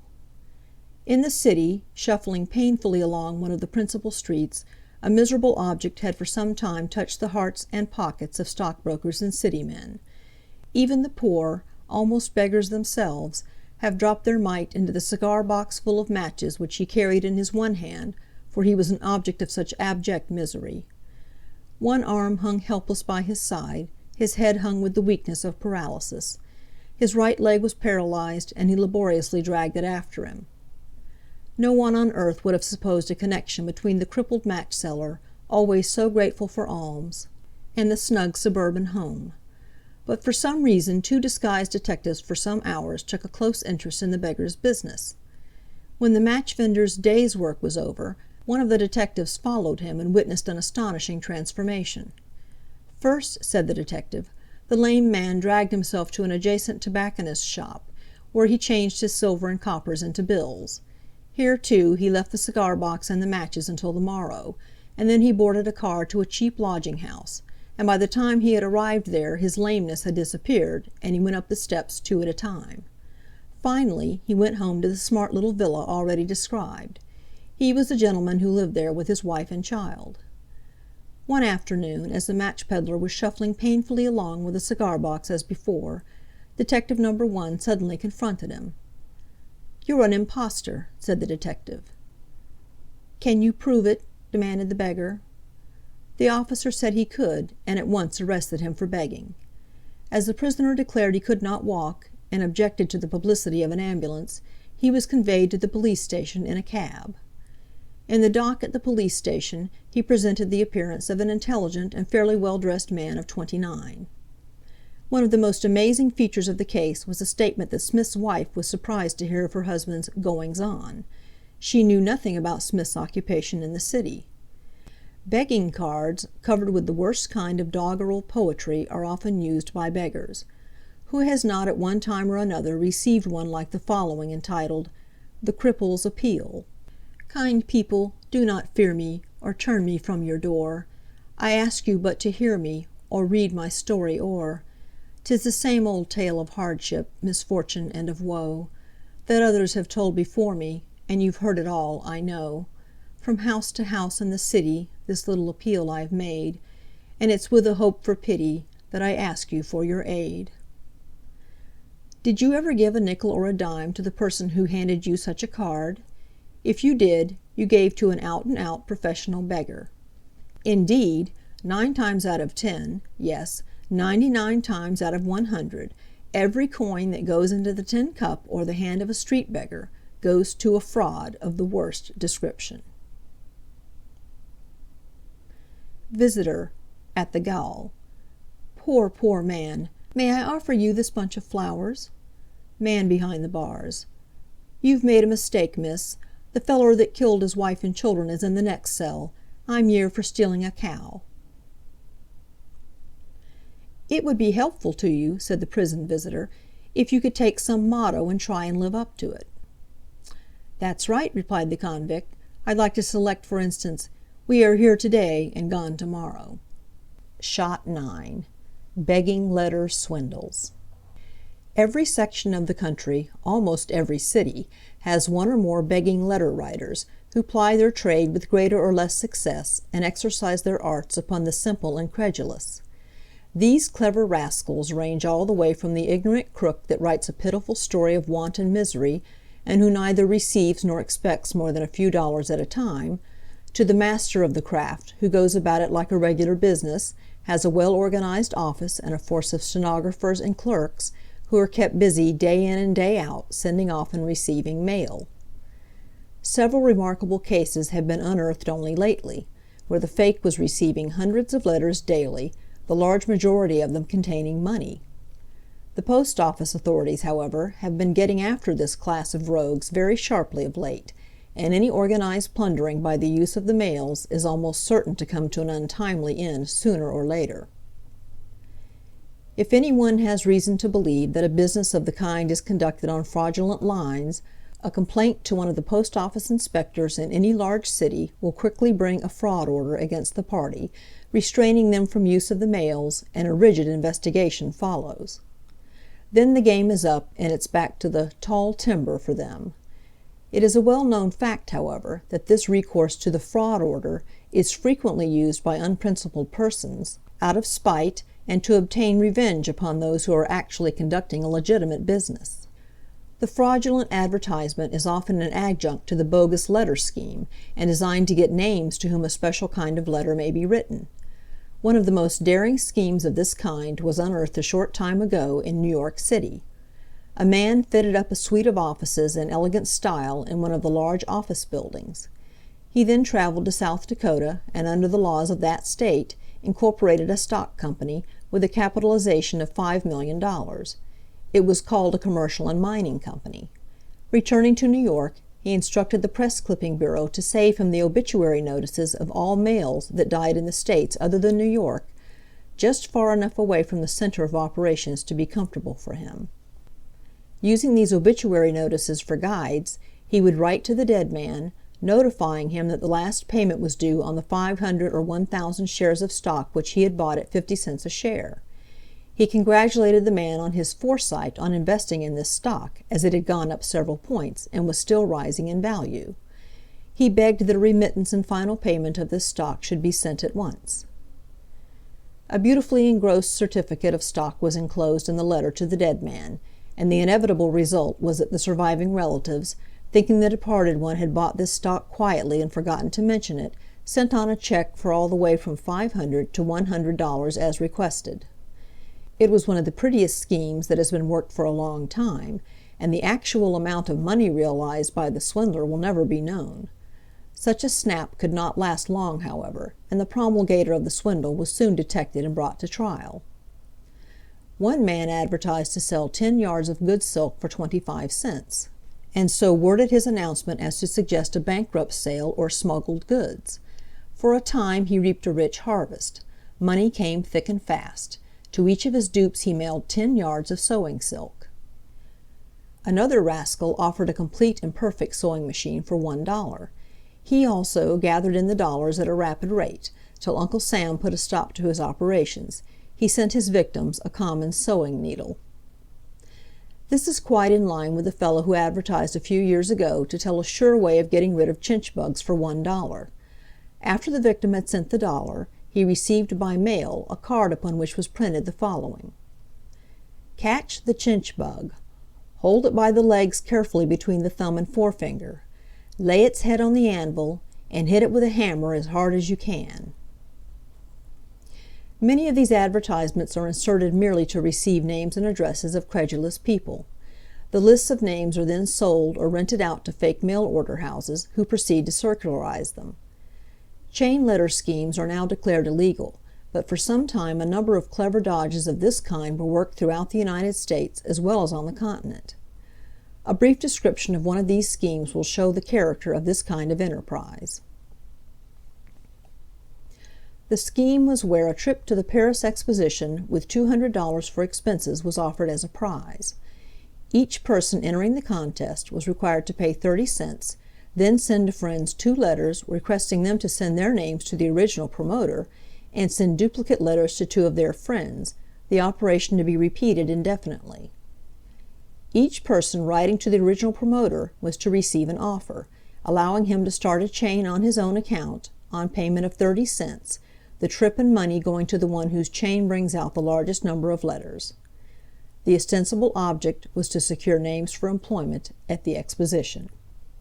Shot 10. Tricks of Bunco Men. Something for nothing has ever tempted the simple and unsophisticated. Indeed, it is a trait of human nature upon which the swindler everywhere and in all ages has relied to his profit. The origin of the term bunco comes from an old English game of chance, in which a checkered cloth covered with numbers and stars is covered with a hood called a bunco. The game was to throw dice which counted up to a certain concealed number. The man who knew the game was called the bunco man, or the banker, and later, when this form of swindle became notorious, the term was corrupted into bunco. Today the word is used to denote almost any swindle where the victim is made to believe he is to receive a large sum of money or valuables and then gets nothing at all. The real Simon pure bunco game, as practiced in the United States some years ago by Tom O'Brien, the king of bunco men, was played as follows. The victim, some wealthy farmer usually, was lured to a room at a hotel and a game was proposed. A confederate took the part of another player. A pack of 48 cards in 8 sets, each set numbered from 1 to 6, was produced, shuffled, and dealt out 8 cards to each player. The total sum of the numbers in each hand was then compared with the number carrying a prize on the chart. If it corresponded, the hand won the prize. The cards are gravely counted and compared. The dealer then says to the confederate and dupe, "Gentlemen, you have drawn the grand conditional advertising prize. You're entitled to $10,000 apiece, on condition that you prove yourselves worth $50,000 and promise to advertise our battery, whether you win or lose. You will have to put up $10,000 apiece against the $10,000 prize. Then you draw once more. If you draw a star number, you get only the $10,000 prize and your money back. If you draw any other number, you get its prize added to your own money and the big prize." The confederate says he is worth more than $50,000 and declares his intention of going and getting the $10,000 stake. The dupe is also persuaded to put up the cash, and both winners go away to get the money. They return and the money is put up. 4 cards are dealt each. The total of each hand is 28. "Why, gentlemen," says the bunco man in apparent surprise, "28 is the state number, the total blank. You have lost all." The confederate pretends to be very much broken up, condones with his fellow victim, and gets him out of the room as soon as he can. In a few moments he gives the farmer the slip, joins his partner, and they escape from town as quickly as possible. Such is the principle of the bunco game, and it is worked under many guises, with cards, dice, at the pool or billiard table. Our pool room bunco is known as "selling the lemon," as bets are made on the yellow ball, but always with the idea of making the victim believe he is going to get something for nothing. A variation of the bunco game, often played in the farming districts, is for a well-dressed, plausible man to drive up to a well-to-do farmer's home and inquire if he knows of a good farm for sale. If he does, he is invited to drive with the stranger to take a look at it and give his advice. The farmer finds his new acquaintance bright and entertaining. The property is reached, and the sharper, with apparent satisfaction, inspects the land and buildings, and closes a bargain without much haggling. In the course of conversation, the man from the city flashes a big roll of banknotes of high denomination, and the farmer is duly impressed. As they drive homeward, a confederate will appear who stops the carriage to make some inquiry. The three enter into conversation, and good-natured chaffing leads up to a proposal of some game of cards or bet. The farmer is induced to take a hand, the first swindler offering to put up his half of the stake. When the two partners, the farmer and the first swindler, have won a large sum, the loser asks for proof of their ability to make good their stake. The first swindler produces the cash, and the farmer drives with him to the next town to draw his money out of the bank to make good his claim. Now comes the rapid denouncement. The first swindler asks the farmer to oblige him by taking charge of all the money, including the money with which he is to buy the farm, until he can return and close the bargain. The countryman, naturally pleased at this confidence, is induced to put his own money in the same convenient tin box which the stranger has ready. At that point the stranger and the farmer part. The former to parts unknown, the latter with his precious tin box under his arm. And when he gets home he finds, instead of money, that the box is filled only with heavy folded papers to give it the same weight. A rapid shift has been made before his eyes without his detecting it. His money is gone, and two adroit scoundrels are far away. Among the most famous or infamous bunco men of this country are Tom O'Brien, mentioned above, William Raymond, Doc Minchin, George Post, William Barracks, Louis Ludlow, and Clay Wilson. O'Brien is serving a life sentence for murder, but Post is supposed to be still at his old tricks.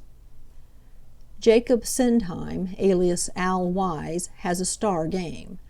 His lay is to persuade a gullible person that he has a secret process by means of which genuine gold coins can be sweated, or robbed of a portion of their gold, by a certain solution, without impairing their appearance.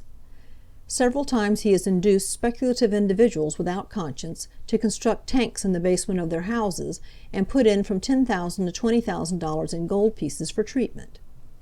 20 days are to be required for the process. Before that time he removes all the gold, which is needless to say has lost not a grain of its weight, and makes his escape. The victim, after getting tired of waiting, opens the tank to find a liberal deposit of paving stones instead of gold coins. Then he wakes up. If men did not try and get something for nothing, they might often be able to retain that which they have. One of the latest dodges of a bunco nature is a bogus express company which caters to those who never receive packages by express but who want to. In a large room above its showy office a force of skilled workmen are employed, manufacturing bundles and filling them with old bricks and newspapers. The express company, having made up a convincing-looking parcel, sends out a postal card to its prospective victim on which it says, Mr. E. Z. Mark Steiner, 398 J Street. Please furnish us with your address, as there is a package addressed to you at our office. Come and Go Express Company. The fact that the express company has written to him at his address to ask him what his address is does not strike the victim as strange. The company does it in order that it may get in writing from Mr. Steiner a request to deliver the package, thus making him its debtor to the extent of the express charges, usually $2. When I was once in danger from a tiger, said an old convict, I tried sitting down and staring at him, as I had no weapons. How did it work? Asked his cellmate. Perfectly. The tiger didn't even offer to touch me. Strange. How do you account for it? Well, sometimes I've thought it was because I sat down on a top branch of a very tall tree. Arrested when dead. A splendid funeral procession was proceeding from Hongo, Japan, to bury the remains of Torofi, the head of a gambling den, when the police stopped the ceremony, as the deceased was believed to be an escaped convict. The accusation was found to be true, and the dead man was taken to the prison burial ground. Shot 11. The Game of Wits. When the corn husking is over, and the county fairs begin their annual 3- and 4-day sessions in 1,000 agricultural centers, a silent army of confidence men and swindlers make ready for their richest harvest of the year. The county fairs are rich fields for their particular work, and they intend to make the most of their opportunities. The three-shell game man has been a feature of such gatherings from time immemorial. The game in some form or other has been played ever since Rome was founded. 3 half walnut shells or metal covers are used, and a small and exceedingly lively pea made of soft rubber. The gaping yokel is invited to pick the shell under which the pea reposes. The clever manipulator tosses it from one to another, then with an apparent awkward twist seems to throw it under a certain one. The rustic backs his opinion with his coin. The shells are lifted. The former was mistaken and pays for his experience. It is only another case of where the manipulation of the hand deceives the eye. They say that a new sucker is born every minute. Certain it is that this old game finds its dupes as plentiful as in the days of our grandfathers. The callow youth of today is willing to bet his last cent that he can put his finger on the shell that covers the pea, for he has seen it put there.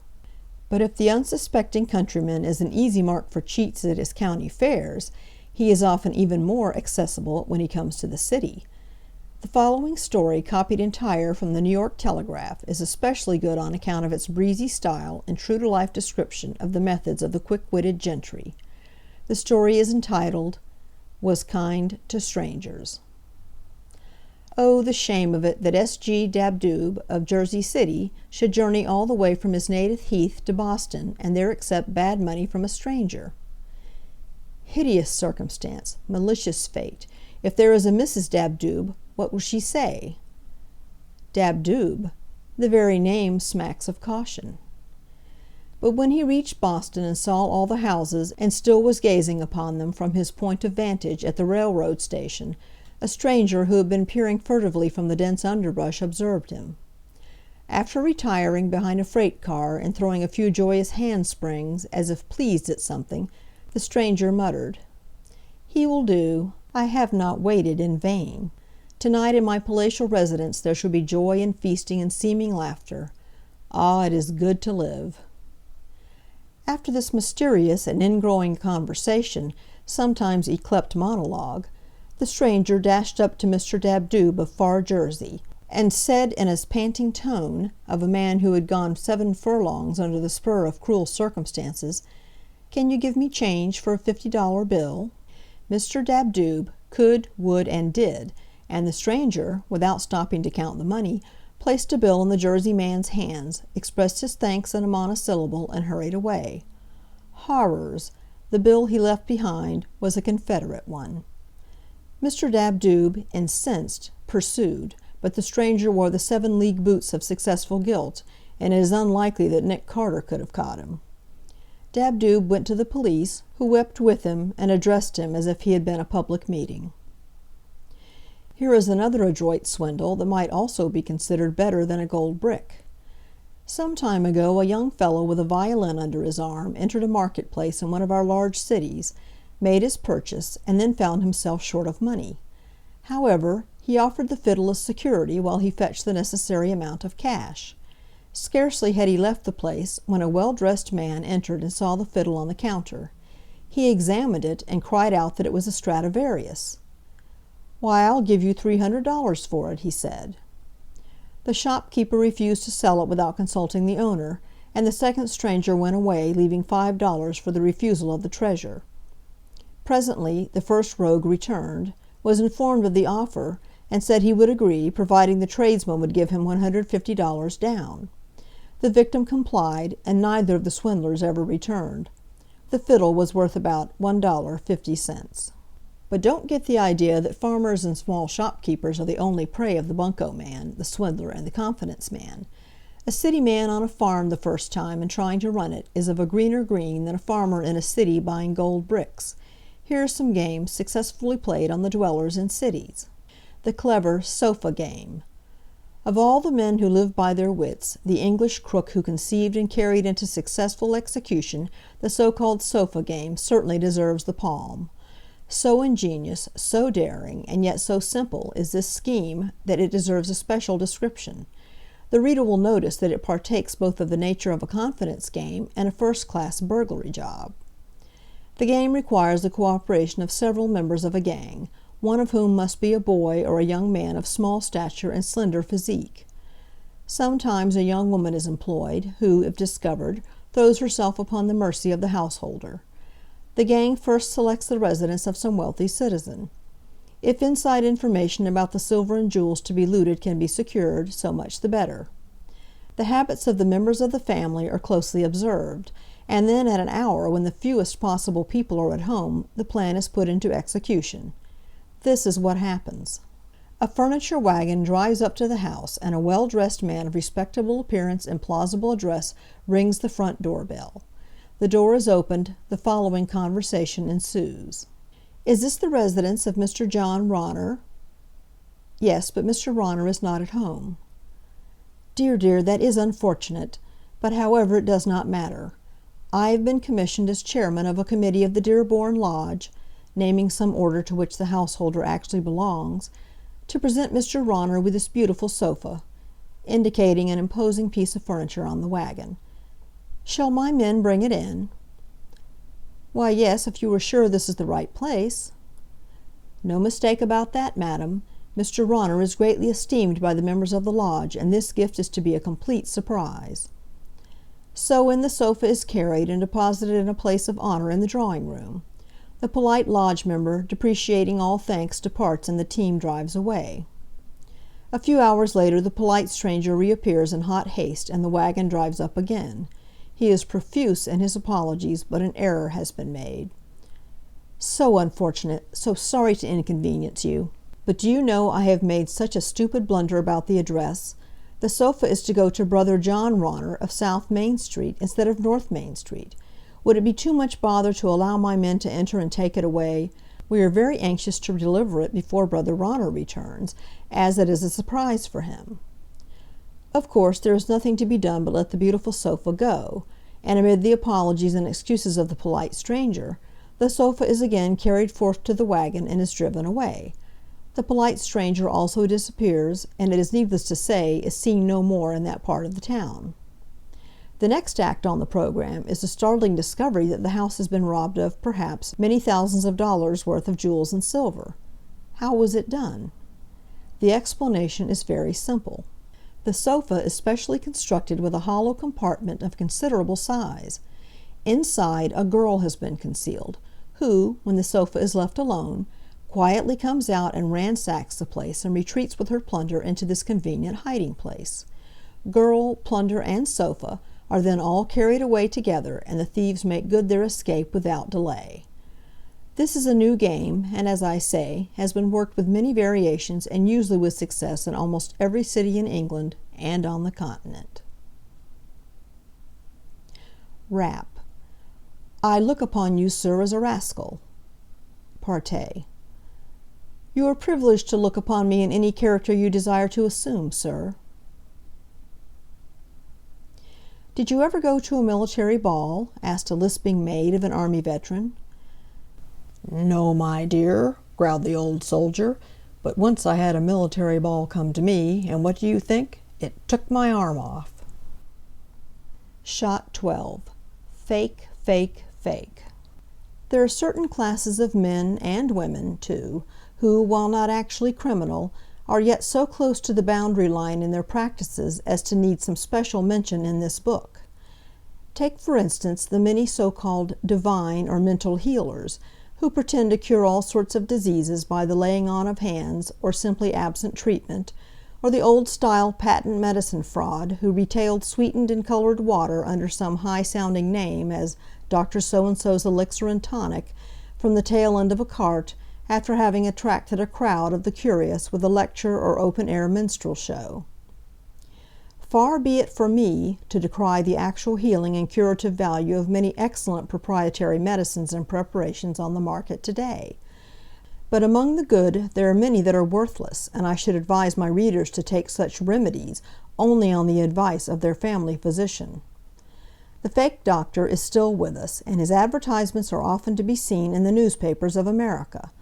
They usually advertise under some honest-sounding name, and assume all the titles and learned degrees of 2 continents. Some are actually physicians, and, failing in the regular practice, have set out to make a living by deluding suffering humanity. It would be amusing, if it were not sorrowful, to see the crowds of patients who bring their ailments to such doctors.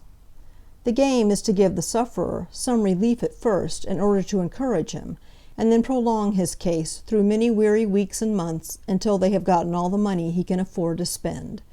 Such doctors usually call themselves specialists, but their real specialty is in extorting money from their dupes, and my advice is to keep as far away from them as possible. Thanks to the energetic efforts of the authorities, many, if not all, of these practitioners have been driven out, and it is to be hoped that such tragedies as that unearthed in the Susan Geary case will be rare in the future. The case of Francis Truth, alias Will Bemis, the self-styled divine healer, attracted no little attention throughout the East, especially in Boston a few years ago. The man was a handsome, plausible, smooth-spoken man who claimed to have some mysterious mesmeric power by which he could cure any disease simply by the laying on of hands.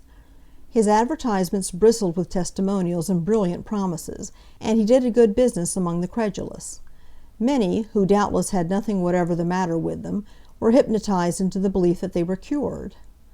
Finally, Truth, or Bemis, found his money getting limited, because he could only treat a limited number a day. Then he had recourse to the absent treatment dodge.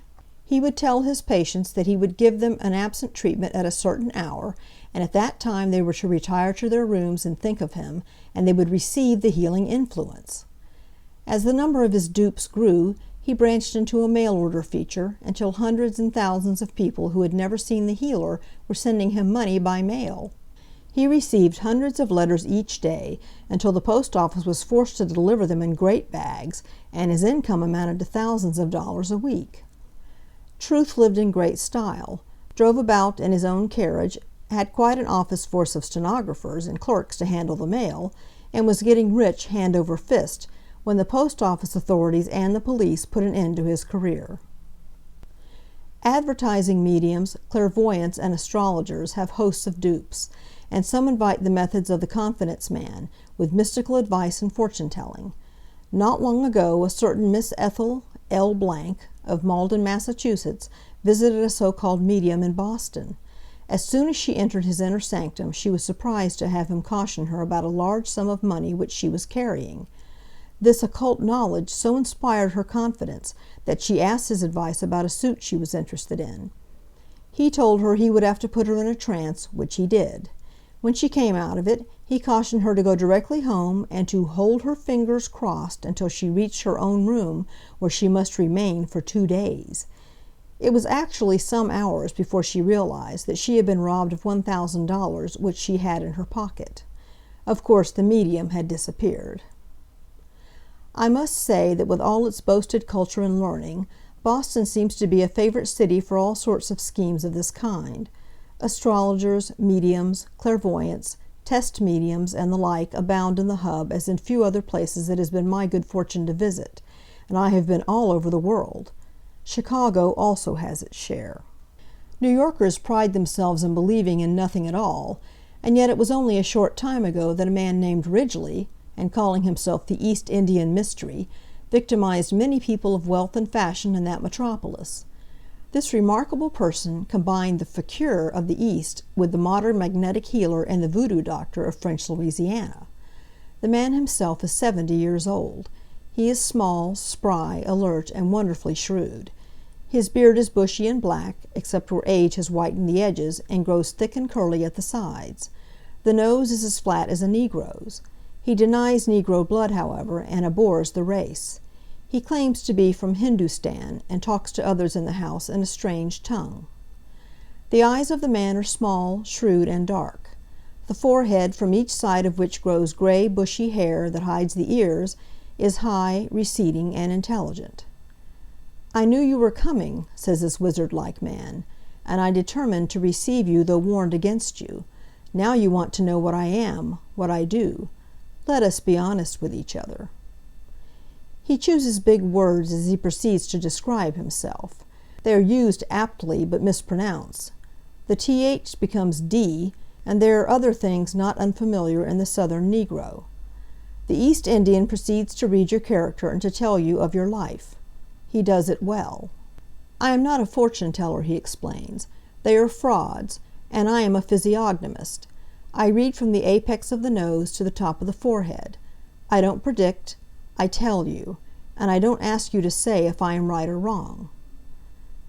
It is said that among this man's patrons have been men and women whose names are a part of the life of New York.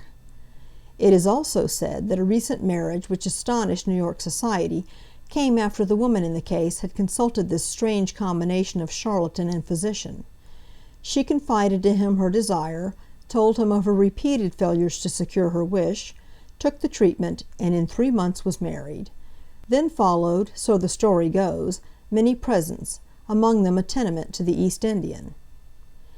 Spiritualism has many followers, and at one time I was almost a believer, but this was before I made a thorough investigation, which I have followed up even to the present day.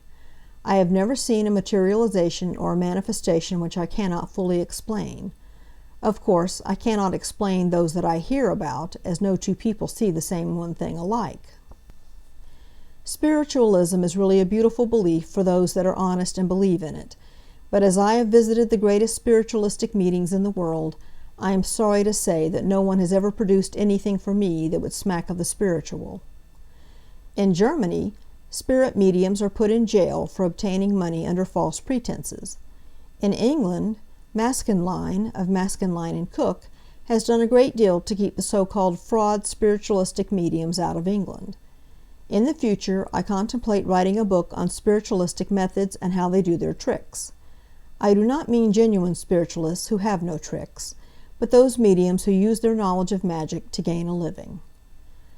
The Davenport brothers, during their short but strenuous career, had a terrible time of it in their journeys abroad. They were driven out of England, but they made enough money to last them the rest of their lives. Shot 13. Bogus Treasures. Never believe that a so-called antique piece of furniture or a painting by one of the old masters is genuine until its authenticity has been proven beyond a possible doubt. That is my advice, and if you, reader, could see some of the impositions practiced upon wealthy collectors and curio hunters, you, too, would take that view.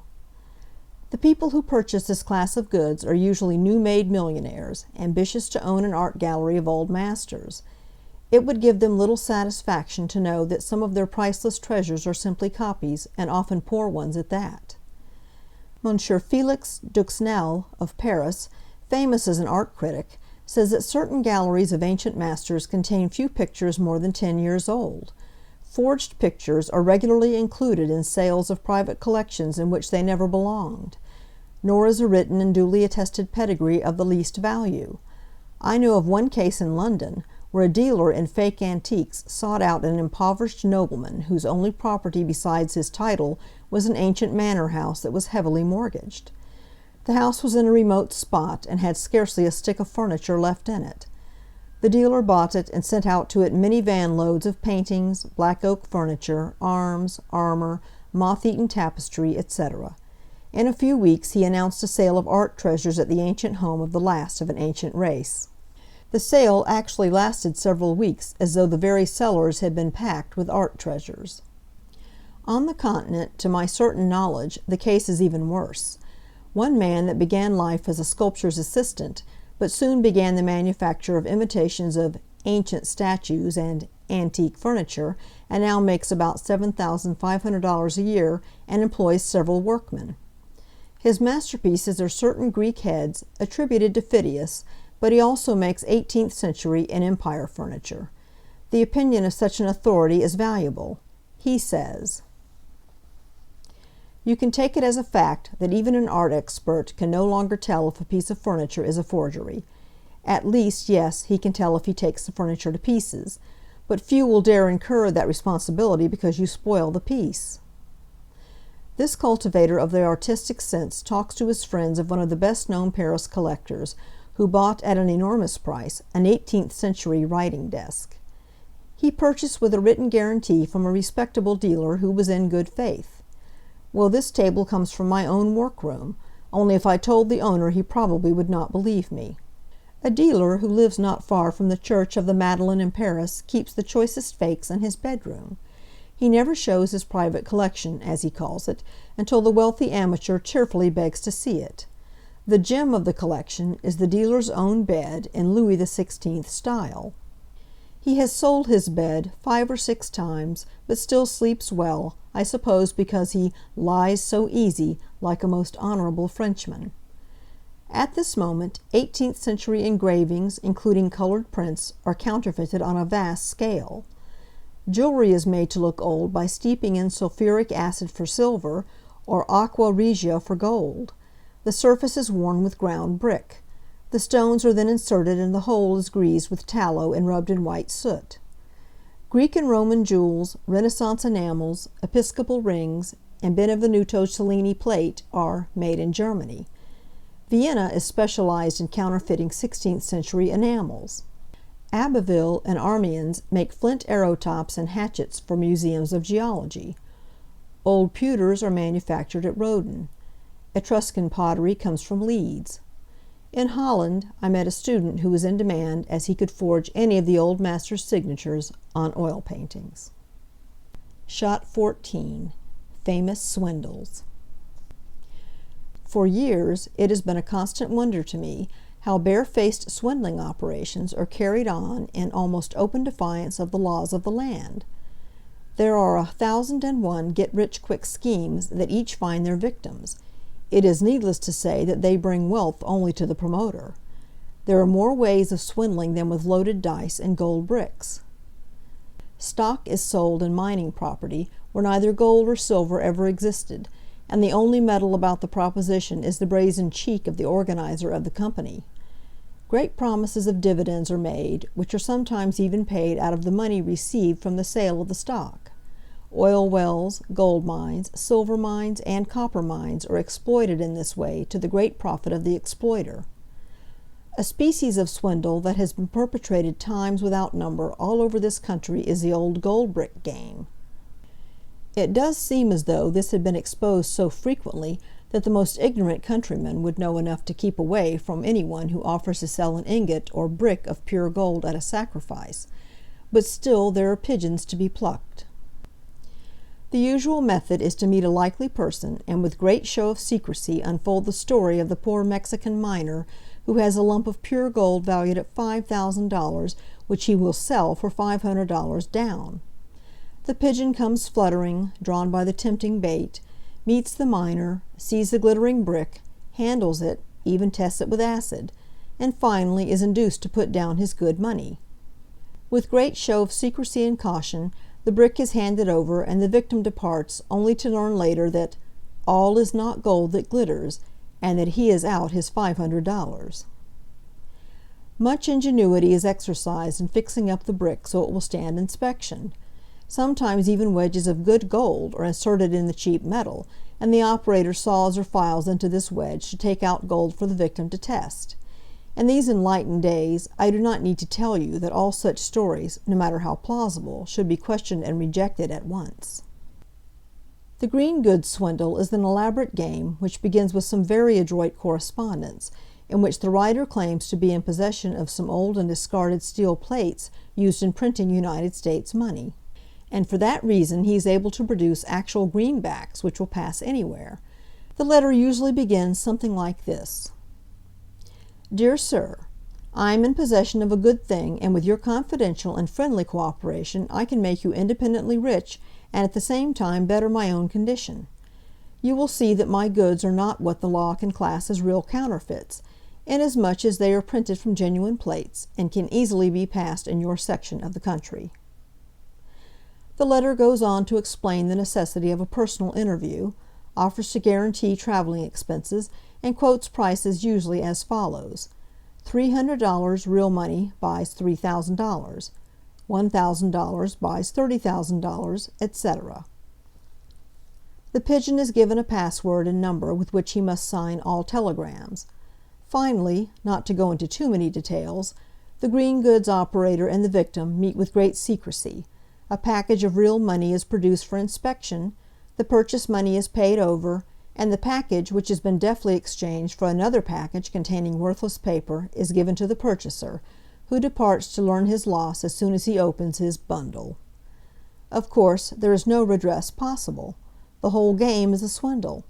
Never but once, to the best of my knowledge, have actual original plates been stolen from the government, and that was when Langdon W. Moore was able to use his influence with a gang of counterfeiters and secure the return of the 520 bond plate in the early '80s as described in Chapter 15 of his autobiography. Even if the plates were stolen, as the green goods man pretends, the bills printed from them by unauthorized persons would be counterfeit in the eyes of the law. Keep just as far away from any such scheme as you can. Shot 15. The Fair Criminal. There have arisen in every country and in every age celebrated women criminals whose daring deeds have become part of history. From Lucretia Borgia of the 15th century to Cassie Chadwick of the present day, the list is a long one, and yet police officials and prosecuting officers will no doubt agree with me when I say that there are vastly fewer women criminals than men who lead dishonest lives. The truth seems to be that when lovely woman stoops to crime, she usually goes to the greatest lengths of iniquity, and the comparatively few women who have perpetrated great crimes are made more conspicuous and more talked about by reason of their sex. In the United States, authorities claim that only 1/10 of persons accused of crimes are women, while in France, statistician Tarde declares that 1/6 is the usual proportion. Women criminals are certain to end their careers in wretchedness, if not in prison. Mothers of wayward girls are often much to blame for the beginnings of careers of vice. A good home is the best protection, and upon every fair reader I urge the wisdom not only of choosing for herself the better way, but of safeguarding her sisters everywhere. Sophie Lyons may be taken as a typical case of a born woman criminal. She came of a race of criminals. Her grandfather was a noted burglar in England. Her father and mother, who came to America before she was born, both had a criminal record. She was taught to steal as soon as she could walk, and at 12 was arrested for shoplifting. At 16 she was married to Maury Harris, a pickpocket, but her husband was sentenced to 2 years in state prison before the honeymoon was over. Later she married Ned Lyons, the noted burglar, and became one of the most expert female pickpockets in the country. Sophie Lyons was a beautiful girl with brilliant dark eyes, abundant auburn hair, and a fascinating manner. At the county fairs she would make the acquaintance of men of wealth, and deftly relieve them of their watch or roll of banknotes, while they were fascinated with her blandishments. If caught, she was a consummate actress, and could counterfeit every shade of emotion.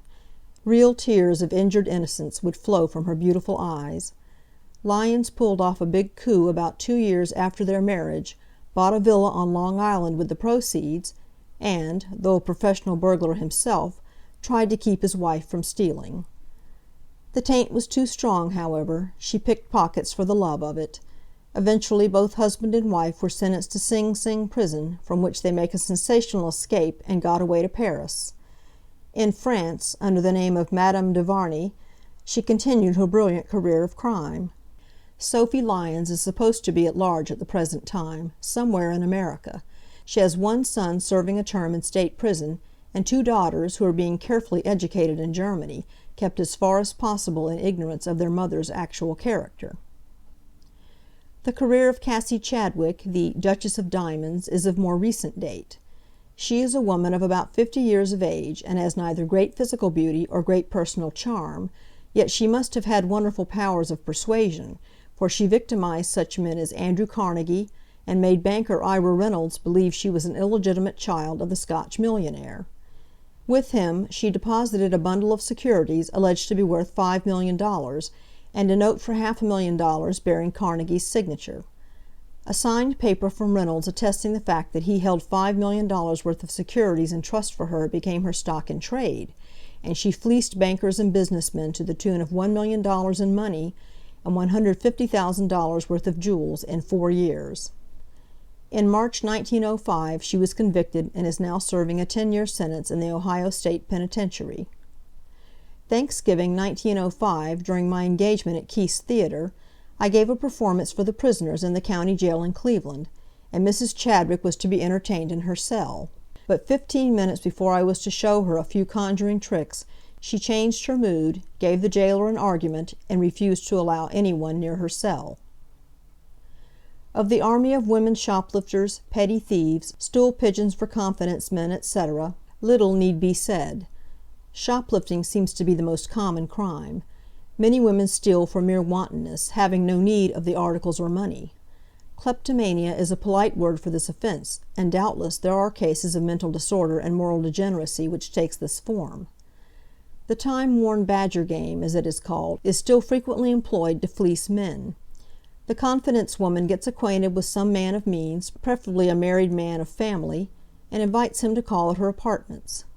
She carries on her part of the flirtation to perfection, till suddenly the doorbell rings, and in apparent fright she exclaims, "There comes my husband. He is furiously jealous and will kill you." The fictitious husband rushes in, a scene takes place, and the husband threatens to shoot or call in the police. Eventually the matter is settled by the victim giving up a large sum of money rather than face a scandal. This is only one form of blackmail resorted to extort money, as the victim is often threatened with public expose, etc. Pirates in petticoats frequently ply their trade on ocean and lake steamers. They are well dressed, and ingratiate themselves with the passengers of both sexes, watching their opportunity to steal jewelry, or practice their threadbare confidence games. A woman named Grace Mordaunt cleared many thousands of dollars in New York by occasionally advertising the following personal in the Herald: Young widow, financially embarrassed, wishes loan of $100 on a diamond ring worth twice as much. Address box blank. Miss Mordaunt was beautiful and fascinating. She would produce a genuine diamond ring, and go with her victim to a jeweler to have it priced. At his office she would receive her money, and ask him with tears not to wear or show her ring for a few days, but lock it up in his safe. She then takes the ring, wraps it up in tissue paper, puts it in an envelope, and hands it sealed to the victim, and leaves, promising to repay the money with interest in a few days. She never returns, and at length the victim opens the envelope to find a brass ring with a glass diamond worth about 25 cents. While in Austria some years ago, I heard of a most remarkable adventuress who went under the name of Madame Clarice B. Her particular form of swindle was to get acquainted with young men of good family and wealth, and entangle them in her meshes, and get declarations of marriage from them. She would get all she could out of her poor dupe, and then notify the family of the engagement. The young man's parents would then be forced to buy her off with a large sum of money, when she would go to pastures new. But Madame Clarice met her Waterloo in Vienna. There she met an American student upon whom she worked her wiles, even to the extent of going through a marriage ceremony with him. After a time she left him and went to Paris, but the adventuress who had broken so many hearts found her own touched at last. She was actually in love with her student husband, whose face haunted her dreams. After a few days she returned to Vienna, sought him out, and confessed all, but threw herself on his mercy and love. The denouncement, unusual in such cases, was that the couple were actually married, and today are living happily on the Continent. Many, many more incidents might be related of the clever work of the fascinating woman criminal, but these should be sufficient to warn the unwary against trusting either their honor or their pocketbook to an unknown woman, no matter how beautiful. Teacher, instructing prisoner class on manners. Now, Willie Brown, for example, if you were sitting in an electric car, every seat occupied, and an old lady enters, what would you do? Tommy: Please, sir, I would pretend I was sleeping. Shot 16. The Brace Game. Of all classes of criminals, the professional gambler has probably played the most conspicuous part in fiction and melodrama. We all know the stage gambler, while the penny dreadful novels and storybooks are too often filled with descriptions of this kind of crime. The gambler of the stage and in the novel is but an exaggerated portrait of this type. Gambling is the playing for money of games depending solely on chance, like roulette, or games of skill and chance like poker, and other card games, or billiards and the like. A gentleman may have the moral right to back his own opinion in a wager with money, and with true sportsman instinct stand success or defeat. Even a small stake at cards is dangerous, for it cultivates the habit of gambling, which may soon become a passion. Gambling in itself is bad enough even when the game is square, but your professional gambler never plays the game that way. He is an expert with cards. His seemingly innocent shuffle of the pack gives him a full knowledge of where every card is located. He deals you a hand good enough to induce you to make dangerously high bets, but not high enough to win. He lures his victim by small winnings to destruction in the end. He uses cards so cleverly marked on the back that he can read the values of your hand as well as if he were looking over your shoulder, and govern his play accordingly. In faro and roulette he uses mechanical devices for controlling absolutely the winning numbers, and so cheats his victim from beginning to end. When a gambler employs a fraudulent deck of cards or a cheating roulette wheel or faro box, it is called a brace game. No novice can go up against a brace game with any hope of winning. He must lose. Even if the game were on the square, the victim will invariably lose in the long run, for the percentage of chance is against him. If the exposures, which I feel at liberty to make in this chapter, may warn the unwary and deter the youth of this land from the fascinations of the green cloth, I shall feel that my efforts have not been in vain. Marked cards employed by gamblers are specially engraved packs of cards in which the usual decoration design of scrolls and flowers on the back, instead of being exactly identical on the 52 cards, is varied slightly for each of the high cards. This would not be noticed and cannot be detected without close examination, but it renders the back of the cards as legible to the gambler as the face. The turn of a leaf in the scroll work may mean that that card is the ace of diamonds, while a slightly different turn may mean the ace of hearts, and so on. With such a pack of cards the gambler has the poor dupe at his mercy. Long cards, and strippers, as they are called, are special packs in which the high cards are slightly different in shape and width, enabling the gambler, for instance, with a single motion to take 3 of the aces out of a pack. The hold-out, as it is called, is a mechanical contrivance used for holding a card fraudulently withdrawn from the pack until it is wanted. The hold-out, illustrated in this chapter, I purchased from a notorious gambler who has now retired, and perfected it for use in certain card tricks. I have found, however, that certain professional gamblers have got hold of it, and I shall therefore expose its operations so that the unwary may be warned. The machine is adjusted to the arm inside the coat sleeve. The mechanism is worked by a band passing around the chest. By taking a long breath, the machine is made to move and pushes its mechanical fingers down inside the sleeve to the hand. As the breath is exhaled, the fingers go back in the sleeve, taking with them the card or cards the gambler wishes to hold out. The same operation causes the cards to be returned to the hand. It is as though the gambler were gifted with a third and invisible arm and hand. It cannot be detected in operation. Other holdouts are attached under the table. One called the gooseneck is brazenly advertised in a certain catalogue I have on my desk as I write, and the price is $15. This, I quote from the catalogue, is worked by the knee or foot, making the cards come up over the edges of the table into the hand. A vest holdout is made and sold, vest and all, for $30, and a new cold deck holdout for substituting an entirely different pack of cards which has been previously stacked, for $35. Concerning this latter contrivance the manufacturer says, "Made to hold a full deck. Cards can be arranged to suit you, and when opportunity presents itself, make the switch, and you can clean up everything in sight." A mere list of the fraudulent contrivances for cheating at gambling should be sufficient to prevent any honest man from ever going up against a gambler's game. The Lucas spindle, as it is called, is apparently a very simple contrivance which the novice thinks must certainly be on the square. As a matter of fact, it is fraudulent, and made with that intention. Its makers claim that it can actually be handed to an officer for examination without detection. The old simplicity squeeze spindle works on a different principle, but is just as effective. It is under control of the gambler, and can be stopped on whatever figure will win him the most money. The high man wins arrow is for use in bar rooms, and is a brace game, the house being a large winner. One of the most malicious little devices I have ever run across is sometimes called a vest pocket roulette wheel. It would seem that this must be square, and that the player would have even a greater chance to win than on an ordinary wheel because there is only one zero. As a matter of fact, however, it is a fraud pure and simple, as the mechanism is so arranged that the pointer will stop on 0 3 times, when it will stop on any other number once. So beware of the man with a little Monte Carlo in his pocket.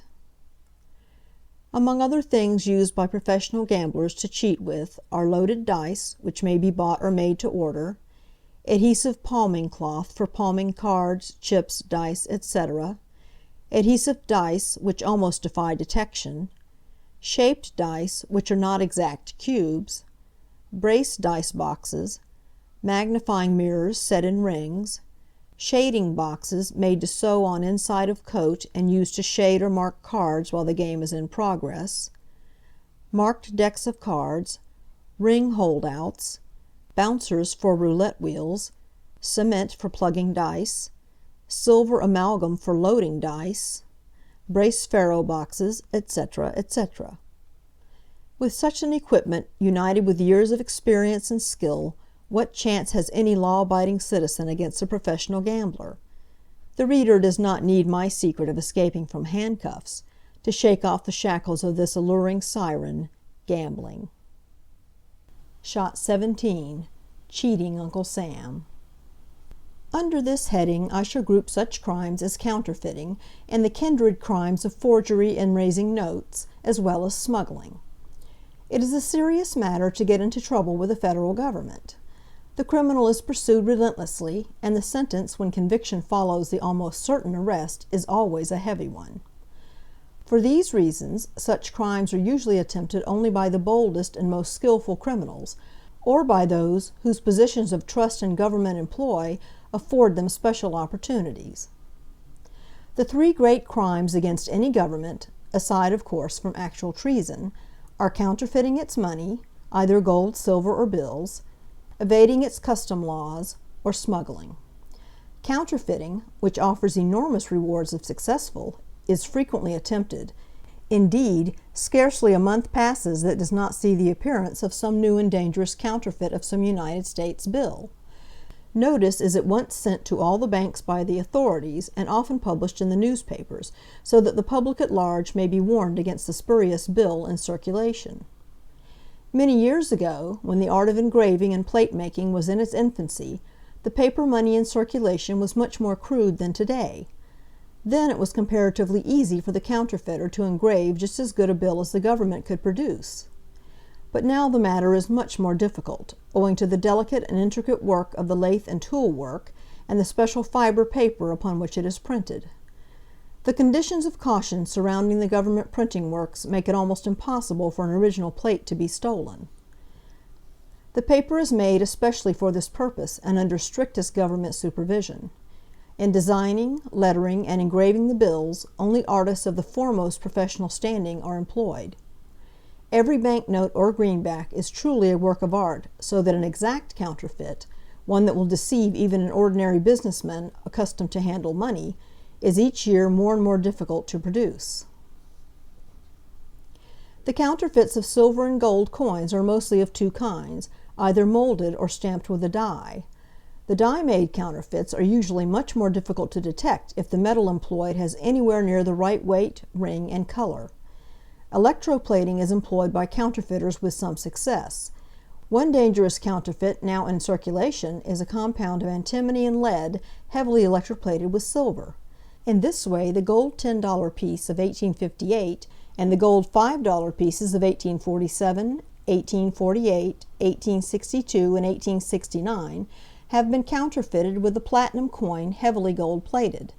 The most successful, and therefore the most dangerous of all counterfeits, are those composed of actual gold and silver, but with a mixture of metal. The actual value of the gold in the counterfeit $5 gold pieces, dated 1881 and 1882, has been determined by assay to be $4.43. Genuine gold and silver coins are often tampered with. These schemes are known as sweating, plugging, and filling. For instance, 100 gold $10 pieces subject to an acid bath would lose perhaps $35 or $40 worth of their gold and remain unchanged in appearance. The coins are put in circulation again, and the gold which has been sweated off of them is easily extracted from the acid bath and sold. Coins are also robbed of precious metal by drilling a hole, the cavity being filled with an alloy, and the filling covered with a light gold wash. Filling a coin is sawing it through the edge in two parts, scraping out the gold, and putting the two parts together again filled with some baser metal. Thomas Ballard was the first counterfeiter to successfully reproduce government fiber paper, which he did in 1870. The next year he and his gang were captured, but escaped from jail and found a hiding place from which they continued to issue dangerous counterfeits. In 1873 his counterfeit $500 Treasury note alarmed banks and government officials. Ballard was finally captured in his lair in Buffalo just as he was about to produce a counterfeit $5 bill of a Canadian bank. This bill, he boasted, was to have corrupted all Canada. John Peter Macartney was the counterfeiter who successfully removed all the ink from genuine $1 bills so that he could secure government paper on which to print counterfeit bills of much higher denomination. He made a fortune, so it is said, but was brought to book at last. To a counterfeiter named One-Eyed Thompson is given the credit of being the first to transform bills of small denomination to larger by cutting and pasting. He also had an ingenious trick of cutting up $10 or $100 bills into strips and making 11 counterfeit bills of the same denomination. A German by the name of Charles Ulrich won the distinction of having produced the most dangerous Bank of England notes ever made. Langdon W. Moore, one-time expert bank robber, forger, and counterfeiter, who is now reformed and is leading an honest life, has written an interesting autobiography in which he tells of his own experience in raising notes, counterfeiting, and getting the counterfeits in circulation. At one time another gang of counterfeiters declared war on him. He sent a spy into the enemy's camp, learned where they were going to put out their next batch of queer, and then proceeded to carry out a plan for outwitting them. Postage stamp counterfeits are common enough, but mostly practiced to impose on the collectors of rare stamps. For instance, a certain issue of Hawaiian stamps are very valuable, as there are not supposed to be more than a half a dozen or so in existence, and when one is found it sells for thousands of dollars. One of the most daring stamp counterfeiters planted about 20 forgeries of this rare stamp into collections of wealthy philatelists and realized many thousands of dollars. Another daring gang introduced a beautifully engraved stamp into Paris by posing as the King of Sodang and Sweet. Sodang being an island that existed solely in the imagination of the clever swindler. A stamp dealer was the principal victim and paid the king a large sum of money for a number of the stamps of this fictitious kingdom. Speaking of stamps recalls a method of secret writing which defied detection. The plan was to put a fake letter inside the envelope, but to write the real message in microscopic characters in the upper right-hand corner and over this paste the stamp. The correspondent, who was of course in the secret, would simply soak off the stamp. This trick is often made use of by convicts who wish to send a secret message to their friends on the outside. Canceled postage stamps are frequently washed and sold or used again. I have in my possession a receipt given me by a Russian convict, which will do this perfectly, removing every trace of the cancellation mark but leaving the stamp perfect. Such a secret is too dangerous, however, for general publication. On the Continent I have known of a clever dodge being practiced which reaches the same result. Before the letter is mailed, the stamp is covered with a transparent paste. When the letter is received, the correspondent can simply wash off the stamp with water, and, of course, the cancellation marks with it. The penalty for this crime is so severe, and the reward so small, that not even hardened criminals are willing to risk the attempt. A clever gang of smugglers adopted this ruse in order to get their trunks through the custom house free. They had counterfeit labels made, such as an inspector places upon a trunk. Passing among the trunks where the inspectors were at work, they would slyly poke the inspected label on all their own trunks. Each official seeing the labels would suppose some other official had actually inspected the trunks and so would pass on to others. Instances might be multiplied, but all goes to show that dishonesty, whether to your fellow men or to the government, is the worst of all policies in the end. Shot 18. Humbugs. A humbug or a hoax is often comparatively harmless in its nature, more in the way of a high practical joke upon the public. Long ago P.T. Barnum, the great American showman, declared, "The American people want to be humbugged." I believe he was right, and certainly his great success in the show business would seem to point to the same conclusion. In my own particular work I find there is so much that is marvelous and wonderful, that can be accomplished by perfectly natural means, that I have no need to find recourse to humbugging the public. In my case, at least, truth is stranger than fiction. At the present day, a firm in New York makes a business of manufacturing fakes like double-bodied babies, mermaids, and fake mummies. Dr. L.D. Weiss of New York discovered that he could detect a fake mummy from an original by placing it under his X-ray machine. Another clever hoax, which created much amusement at the time, was contrived by some English students years ago and perpetrated at a county fair. On a vacant lot near the fair, a large tent was erected, and a huge placard announced that "The Great Wusser" was on exhibition within, admission free. It was supposed that some payment or purchase would be required inside, but it was not so. The crowd, eager for free amusement, was formed into a long queue, and the people, admitted only one at a time, were escorted through a maze of hurdles into a darkened compartment of the tent before a curtain. There they were entreated not to irritate or disturb the "animal" in any way, and the curtain went up, disclosing a sorry and spavined-looking donkey. "This is the Great Wusser," explained the showman, and when the bewildered spectator asked what it meant, he was told that, "though you may have seen as bad a donkey, you certainly never saw a Wusser." Then, when the victim of the hoax became indignant, he was besought to "keep it quiet," and take his revenge by allowing the remainder of the crowd to be hoaxed. This request showed a deep knowledge of human nature, for the victim always complied, and many went among the crowd and spread the most astonishing accounts of the "Great Wusser," and waited to see their comrades taken in. Eventually, however, rioting arose, and the jesters, being arrested for creating a disturbance, had to pay over $100 in fines and damages. But humbugs are not all so harmless. An adroit rascal was caught not long ago in London who was posing as an American bishop. He was certainly a great humbug, for he looked the part of the bishop to perfection. It seems that he called in his carriage, mind you, at a well-known jeweler's, and asked to see some bracelets, mentioning that he was returning to America and wished to take a present to his wife.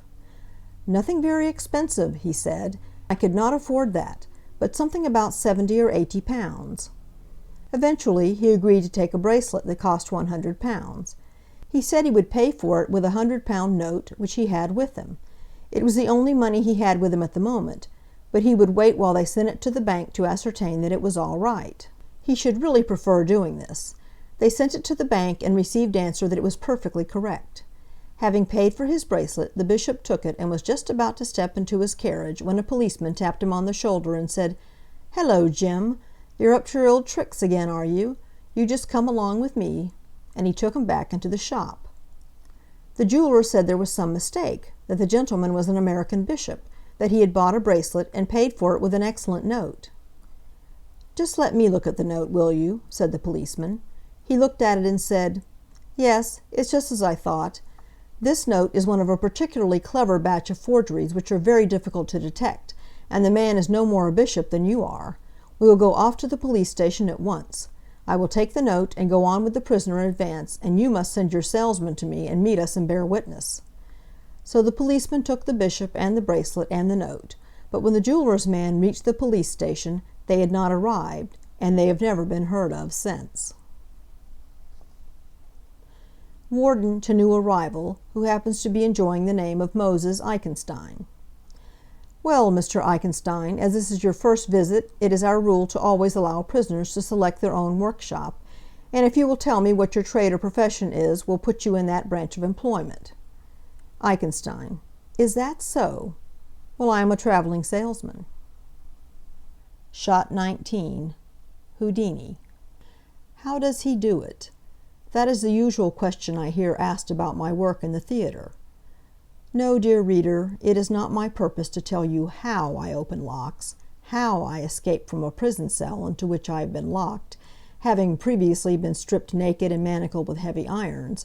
I do not intend to tell you in this book how I escape from the trunk or the tightly corded and nailed-up box in which I have been confined, or how I unlock any regulation handcuff that can be produced. Not yet. Some day I may tell all this, and then you will know. At present I prefer that all who see me should draw their own conclusions. But exactly how I accomplish these things I shall still leave you to guess, gentle reader. I should not want you to go into the show business. It's a hard life, so they say. Have you ever been stuck at it? I think I hear you ask. Not yet.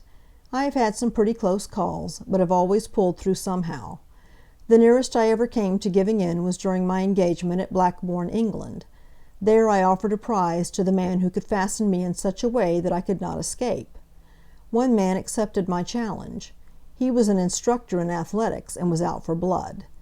He evidently looked upon my challenge as a personal affront to him. At any rate, he started in to shackle me.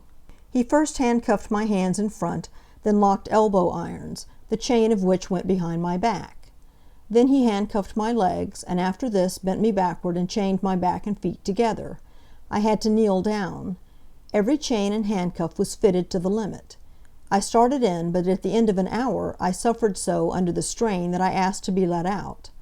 My back was aching, my circulation was stopped in my wrists, and my arms became paralyzed. My opponent's only reply was, "This is a bet. Cry quits or keep on." The music hall where I was playing was packed, and while watching me became fairly wild. I kept on, but I was only about half conscious. Every joint in my body was aching, and I had but little use of my arms. I asked as a favor that he free my hands long enough for the circulation to start again, but he only laughed and exclaimed, "This is no love affair. This is a contest. Say you are defeated and I'll release you." I gritted my teeth and went at it once more. For 2 hours and a half I exerted myself, fighting for my professional good name. In the meanwhile the audience was cheering itself hoarse. Some cried, "Give it up," and others, "Keep on, you'll do it." I don't believe any such scene was ever acted in a theater. The house was crazy with excitement, and I was covered with blood brought on by my exertion to release myself and chafing irons. But I did it. I got free of every chain and handcuff. Then they had to carry me off the stage, and I suffered from the effects for months afterwards. As for the prison cell, I have never been locked in one I could not open. I have had the honor of making my escape from securely locked cells in jails, prisons, and police stations in almost every large city in the world, and under the most rigid conditions. The chiefs of police, the wardens, the jailers, the detectives, and citizens who have been present at these tests know that they are real and actual. Perhaps the most historic American feat that gained for me the most notoriety was my escape, January, 1906, from Cell 2, Murderers' Row, in the United States Jail at Washington, D.C., from the very cell in which Guiteau, the assassin of President Garfield, was confined until he was led forth to be hanged. Since my return from abroad, October, 1905, I have escaped after being locked up in a nude state from cells in New York City, Brooklyn, Detroit, Rochester, Buffalo, Washington, Baltimore, Philadelphia, Providence, and city tombs in Boston and Lowell. In all cases I submitted to a close search, being stark naked and heavily manacled into the cell, which was also thoroughly searched. I am an American by birth, born in Appleton, Wisconsin, USA, on April 6, 1873. To my lot has fallen more experiences, more strange adventures, more ups and downs in my 33 years of life than to most men.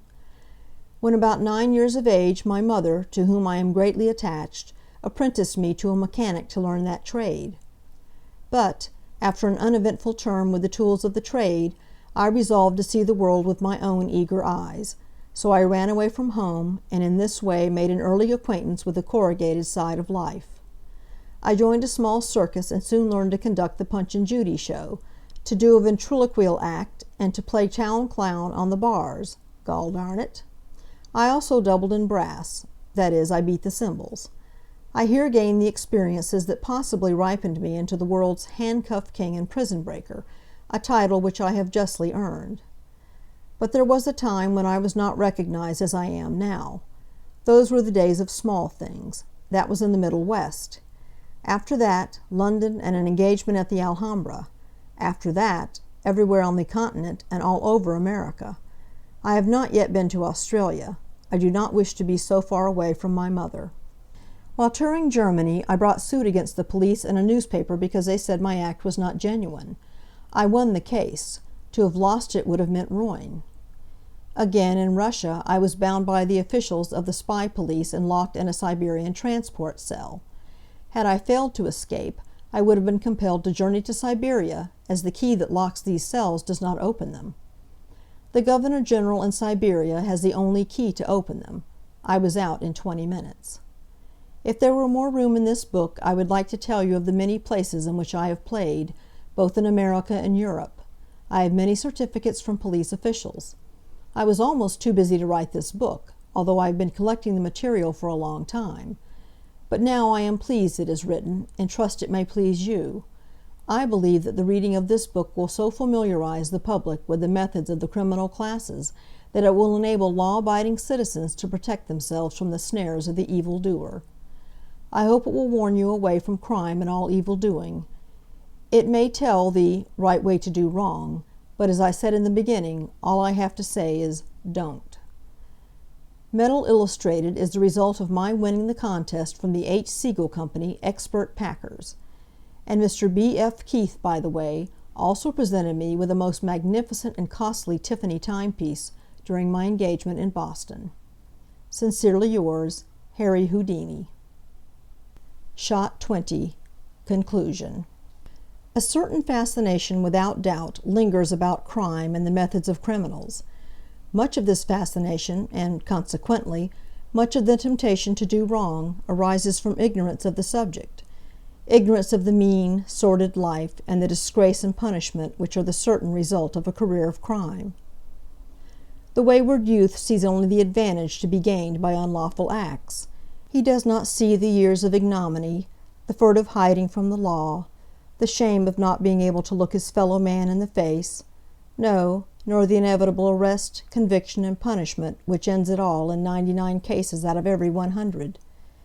In this book I have told of the methods of criminals, and held them up to your gaze, not as heroes, but as malefactors, not as examples to be emulated, but as corruptions to be shunned, as you would shun a plague. To the best of my belief, this book, if you read it rightly, is a sermon more powerful against wrong-doing than many that are preached from the pulpit. It is my hope and wish that it may carry this warning into the hearts of thousands of young men. Then shall my labor not have been lost.